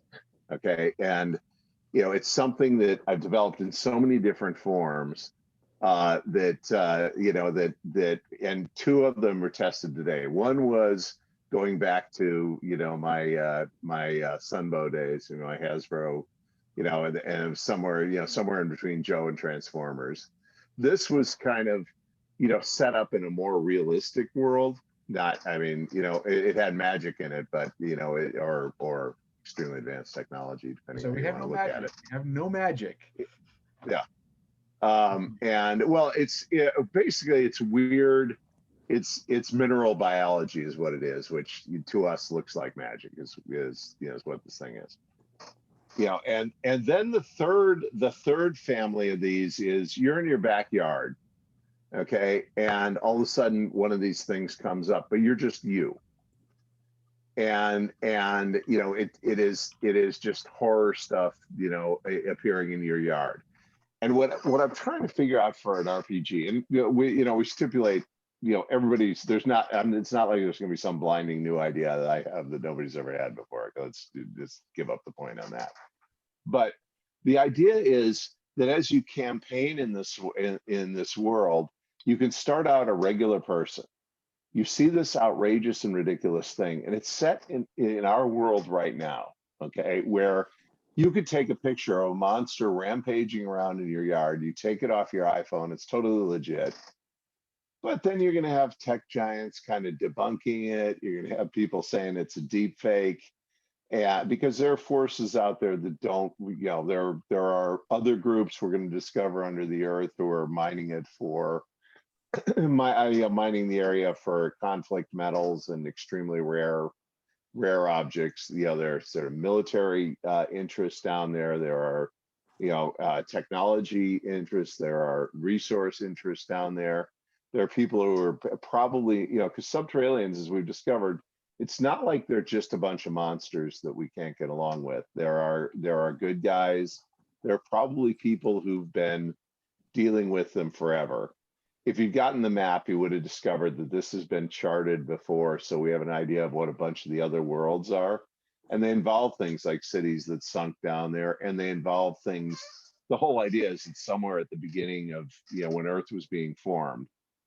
Alien Johnny Appleseed flies over and just plants every, a genetic Mandelbrot set. And you just dump it on the planet, and you see, well, whatever grows is going to grow. We know about life, and we tend to think of life as being just biologically based, but what if it's not? And so you have three categories of Subterraliens. You sort of saw a little bit, Jay gave you a whiff of all of them. You have the Mineraliens, which are just mineral-based things. They can bring statues to life. They can make statues. You have the Vegetoids, or whatever we're calling them now. And that's just forms of life. But you begin to find that all the trees and plants around us are really a giant hive mind. And we're pretty much unlocking that. And so you can get into areas where nature's kind of decides we're making a lot of trouble. You'll get down below the earth and you'll discover that if we lived in caves, that probably about 9/10 of the human race decided to go live on the surface. But there's the other 10th that went and lived under the earth. And they probably have thriving civilizations and cultures. For a time, they traded with the people above the earth and all that, and then things happen. Because Mineralians may have a life, they may take 1,000 years to do what we, to move, as much as we can in a second. But the point is, they can start closing off tunnels. They can start building mountain ranges. If you think of just nature as a big strategic system. And so, but the idea is you create this world that's a sandbox, and then you see what people want to do in it. You know what I mean? And you're living somewhere in a twilight zone between. It is a scientific, natural world. It's just introducing a few rules we didn't know about. It's not magic. It's not D&D. Though you have things that could, you can have things that reanimate corpses, there's spirits that fill them, they're biological ways of just, pumping them with fluid. So you can get to zombie, you get to anything you want from it. Okay. So what did you, what were you guys thinking when you were doing it? I mean, it seemed like you were having fun when you were trying to figure out where you get into a turret and stuff like that. What were your just thoughts about it? I love kind of the open world. I like this, the simplicity of the system as far as just being able to it's quick math, it's quick, that can be kind of reapplied to different, what I'm trying to do as a player, but also just that kind of open world where I'm still exploring, but it makes does it make sense? Is it magic? Is it science? Is it, whatnot? It's super engaging. I was trying to stop not going farther down that tunnel just because I want to see more and more and more and learn more and more about that world. So that tells me right away. Yeah. Okay, I'm hooked. I want to go explore in the space. I'll double down on what Jason said, because I love the simplicity of the mechanics, but it doesn't sacrifice the immersiveness, which is really good, right? So you really become immersed, but you don't have to look up at 3 different books to make one roll. And just personally, I'm a fan of military science fiction, so that's obviously a genre that's very popular. So I was able to get into it right away. Well, the other thing too is the system. The intent of it was, and everybody, in this chat, with possibly the exception of Brian, understands what I was doing, and that is I'm trying to tell stories as simply as we do with cartoons. You know what I mean? Right. It's basically the story structure. You have your grabber, you have your, and we started the first mission. You start literally, you're screaming through the air, diving. You have your first fight within 2 seconds. And then we explain to you later on what your mission is, because they didn't trust these guys enough to brief them on the ground. So they're diving 18 miles into the ground. So you get a kid in your briefing. That's how I reconfigure that one on your way down while you're fighting these flying weird, pterodactyls. And the idea is, so and then you have your bump, and then you have your cliffhanger and your action, but you keep it going. I'm trying to. Jay's done a great job of executing this, trying to get a gaming system that moves as fast as a story, as a script. And I don't know that that's possible, but this is the closest I've come to it, because I have no patience for, despite the fact that I'm like sitting in a sea of role-playing books at this exact moment. I mean, we have the Gotham City source book, stats are us, but I don't particularly like having to figure it out. And I was trying to figure out a system where you just kind of color code like your intelligence. It just goes kind of like, for like a stoplight, and green means you're really smart, red means you're a brick, and and yellow means you're smart enough, and blue means you're a genius, or whatever the color code would be. So I just look at it and I know what my guy is. And I was thinking too, is we ought to do the kind of stuff you write for animation for audition dialogue, and every player reads that at the beginning of the scenario, which so it informs their character, but they try to do it in some kind of a voice. In this, because it was a demo and we're trying to do it really quickly, we made all the characters pretty generic and pretty identical. But as you went along, you would get better, and there are things down there that may enhance your intelligence, and you guys aren't going to be aides forever. You may bump up. So that that's the sandbox, and it can go from, and it's existing, and we didn't have even a whiff of that in this story, but it is in this very paranoid world. It's a modern world where we think, like real Journey to the Center of the Earth was written in the 19th century, where nobody expected you to believe anything, and yet we really believed there was all this stuff off the horizon we'd never actually seen. I grew up believing in Ripley's Believe It or Not, and I wanted to believe in the Loch Ness Monster and Sasquatch and all these like freaky people in the world that can do things. Uri Geller really could bend spoons with his mind, and we grew up believing that. Now we live in a time where all that stuff gets debunked, but everything gets debunked. I mean, if I come back with my Subterralien picture, it's deemed a deep fake. The tech companies, lock me out of it. It's not reported in any media anywhere. And when it's reported, it's labeled fake news. So you can get this conspiracy where you could start out as a character who has this unearthly experience. You can't prove it to anybody, and somebody comes to you and says, look, I know it's true. Join with me. We're going to try to figure it out, and you become your own little group. Because this is a typical military group, what you guys played with today. But it'd be fun to have you found your own secret society, and you just accept you're never going to believe. And every episode you get better and better at it, and you have more and more knowledge, and you meet more and more people that know. And if you did it perfectly, you get to the point where you're repressing the truth too, because you're finding incredible stuff down there. You actually did find Nineveh, your Lemuria. You actually do find that stuff, and like don't necessarily want everybody to know it. And you're finding all sorts of lost objects that are inexplicable, and you may find you're funding your better tech and your better stuff by things you're bringing up from the center of the earth. It's first it's black market, then it's conflict metals, then it's all that. But at a certain point, you get corrupted, and then you start actually meeting Subterraliens, and you kind of have deals with them, and some of them are good guys and bad guys, and you get caught in their in their political problems, and they're all of a sudden you're leading raids because they're telling you about listen, you're not getting to Roanoke, you're not getting there unless we take it.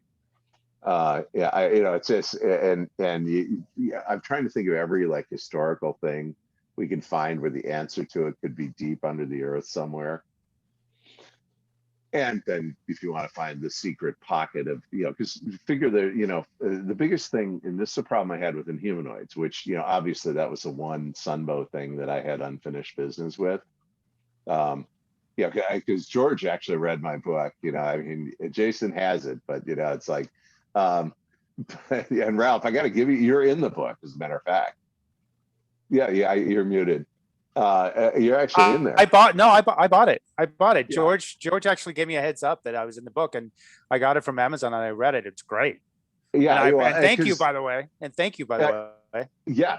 So I mean, yeah, because I was saying, that whole thing, I mean, because what's really funny, when I was writing, I sent a copy to Linda and said, yeah, hey, just read this and make sure because I didn't think Ralph Sanchez was going to get upset about what I was saying about him. Linda, on the other hand, that was a different territory, and I had to be careful. Gotcha. But like in the back of the book, she finally said, yeah, this was the inspiration for the Beast, and that gave me another fictional character I would. She wrote Beauty and the Beast, but and she was somebody who knew Ralph before I even knew her. You knew her from her CBS executive days. Yeah.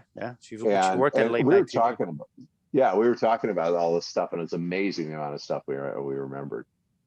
But anyway, and Humanoids is one thing I had unfinished business with from that period. It's a one show. It's like, Joe and Transformers. Yeah, I've gone back and done them since then, but I didn't feel like I'd not done enough of them. And Visionaries is just its own complete little thing. But in Humanoids, like I'd do it. However, I don't know that we have monsters that can talk to you and stuff like that. I'm not sure what it turns into. Cool. And Chris was telling me that in Humanoids it's basically Alderman. You go in there and you have the granites and you have Metlar and you have the decompose and all that stuff. So I would imagine that in building this out, there would be then a whole sort of mechanic for leveling your character up as you go through. Oh yeah, leveling and totally changing your nature. Because remember, they may have technologies that you may become something not human. Oh, wow. You know what I mean? You go down there and you can adapt, and they may have because somewhere in the progenitor, because sooner or later you can go down and try to find what's remains of the original probe and the original seed pack, and you may be able to just alchemically reinvent yourself. I've been trying to do that in real life, as a matter of fact. But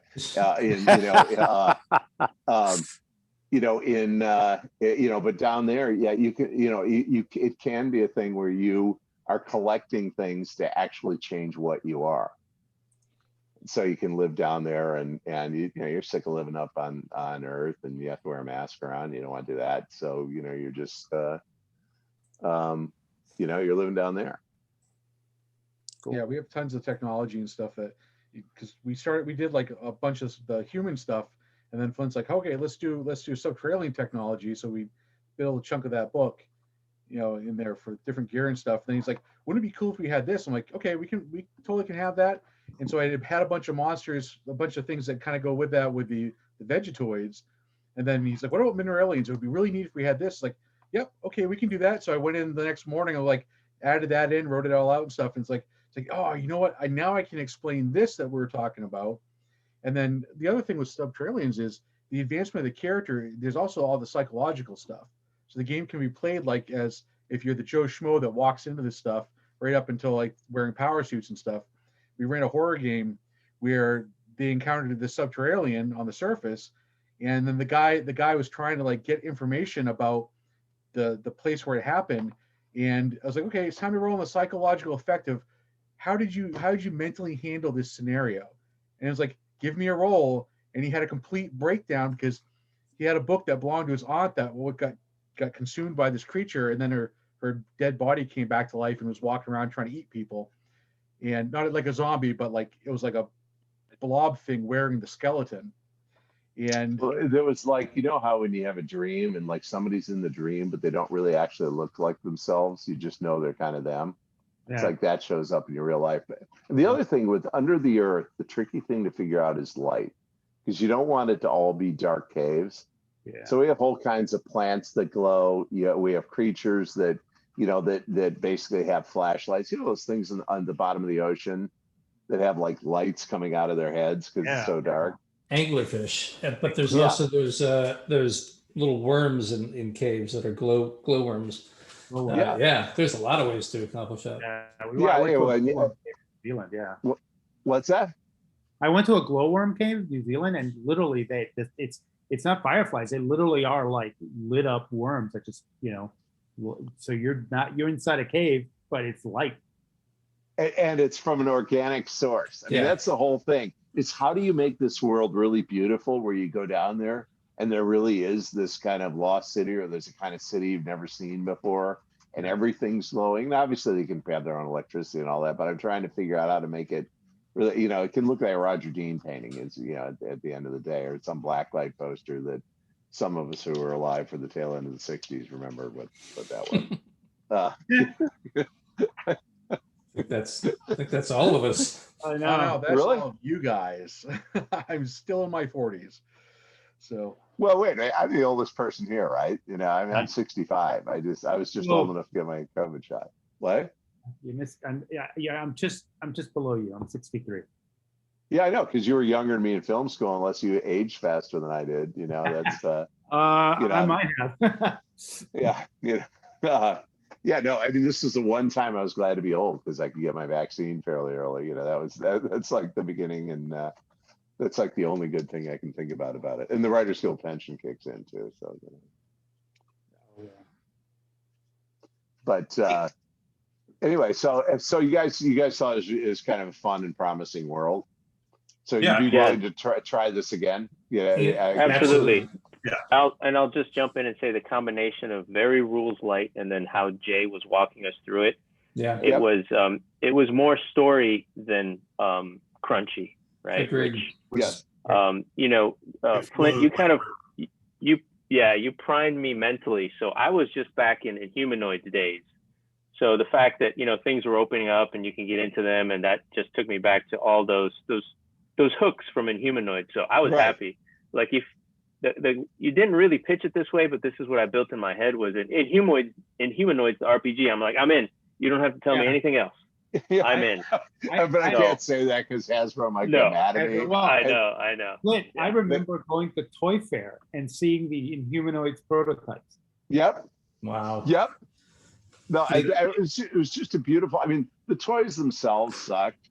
Yeah. But I mean, what they could have been, because afterwards I was asking Joe Bacall, why do you think the toys didn't? Now, the toys did $90 million worth of business the first year.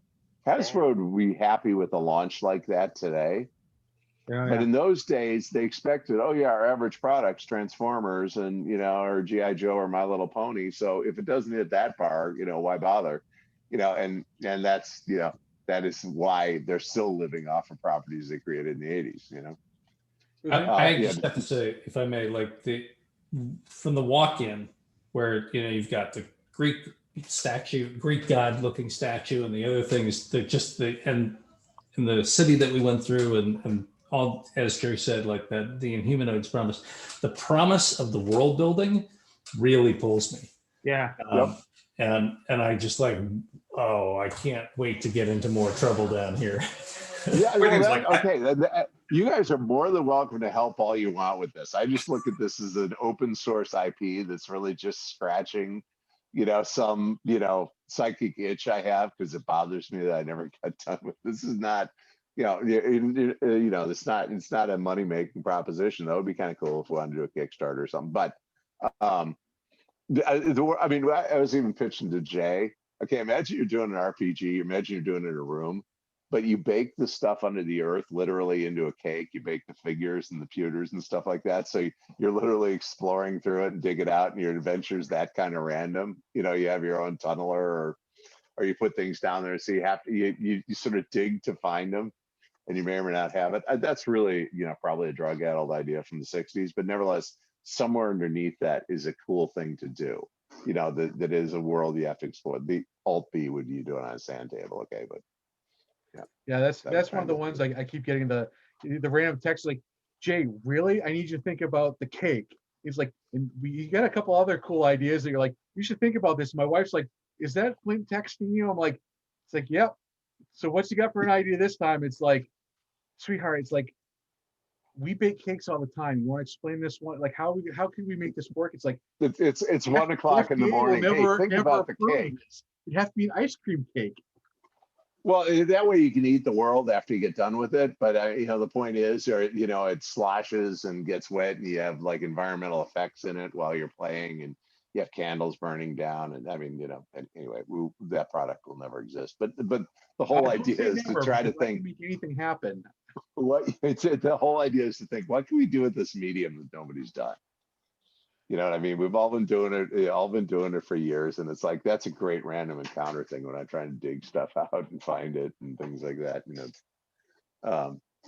But anyway, so yeah, so we'll send you. You've all got what we got now. We'll send you the expanded thing, They already got it. and then let's do this again. And I really appreciate guys coming and spending some of your GaryCon doing this.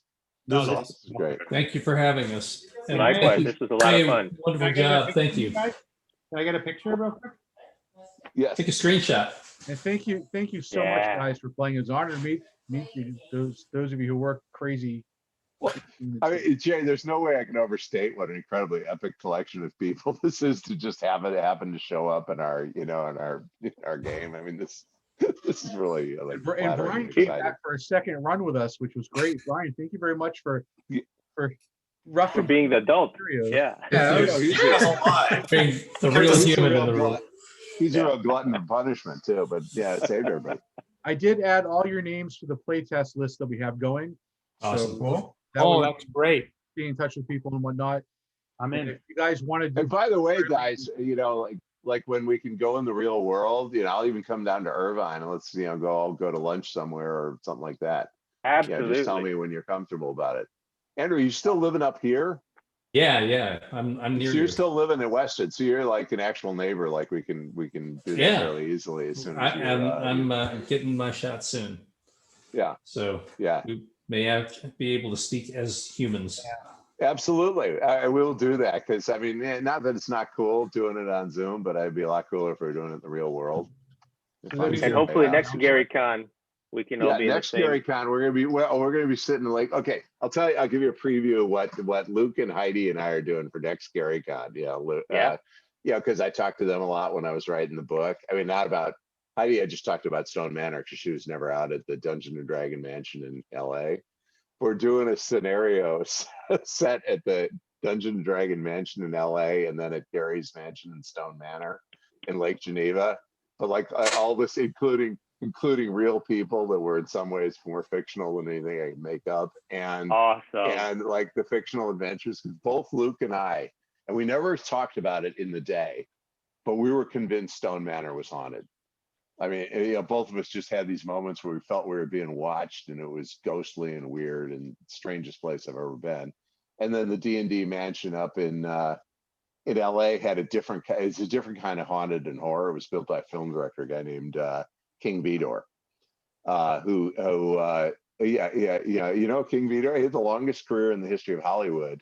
And I'm working on these sort of touches another project I'm working on about the murder of William Desmond Taylor. But King Vidor built the mansion there. And one time Joe Ruby came over. I mean, you knew Joe Ruby, right, Ralph? Oh, I work for Joe. Okay, good. All right. So Joe Ruby comes over to meet with Gary, and I'm kind of the intermediary, and you're walking Joe out to his car, and he says, "This is the kind of place where like a mass murder would happen or something." He was absolutely right. But anyway, so that's next year. We will be exploring our past in the haunted and sordid world of Dungeons and Dragons in the mid '80s. Yeah, man. save us a bunch Man. of seats for that session. Just set up a brand. You got two real Gygaxes doing it, and because they were the ones that saw the most, and obviously Ernie, but I mean, like Ernie, now we're heading down to the Rainbow and leather bands and stuff like that, and coming back with, Ernie was in his rock and roll phase at that particular moment. Coming back with extremely dubious people, and to be dubious in that environment, you were really dubious. Talk to you later. Bye-bye, folks. Bye-bye.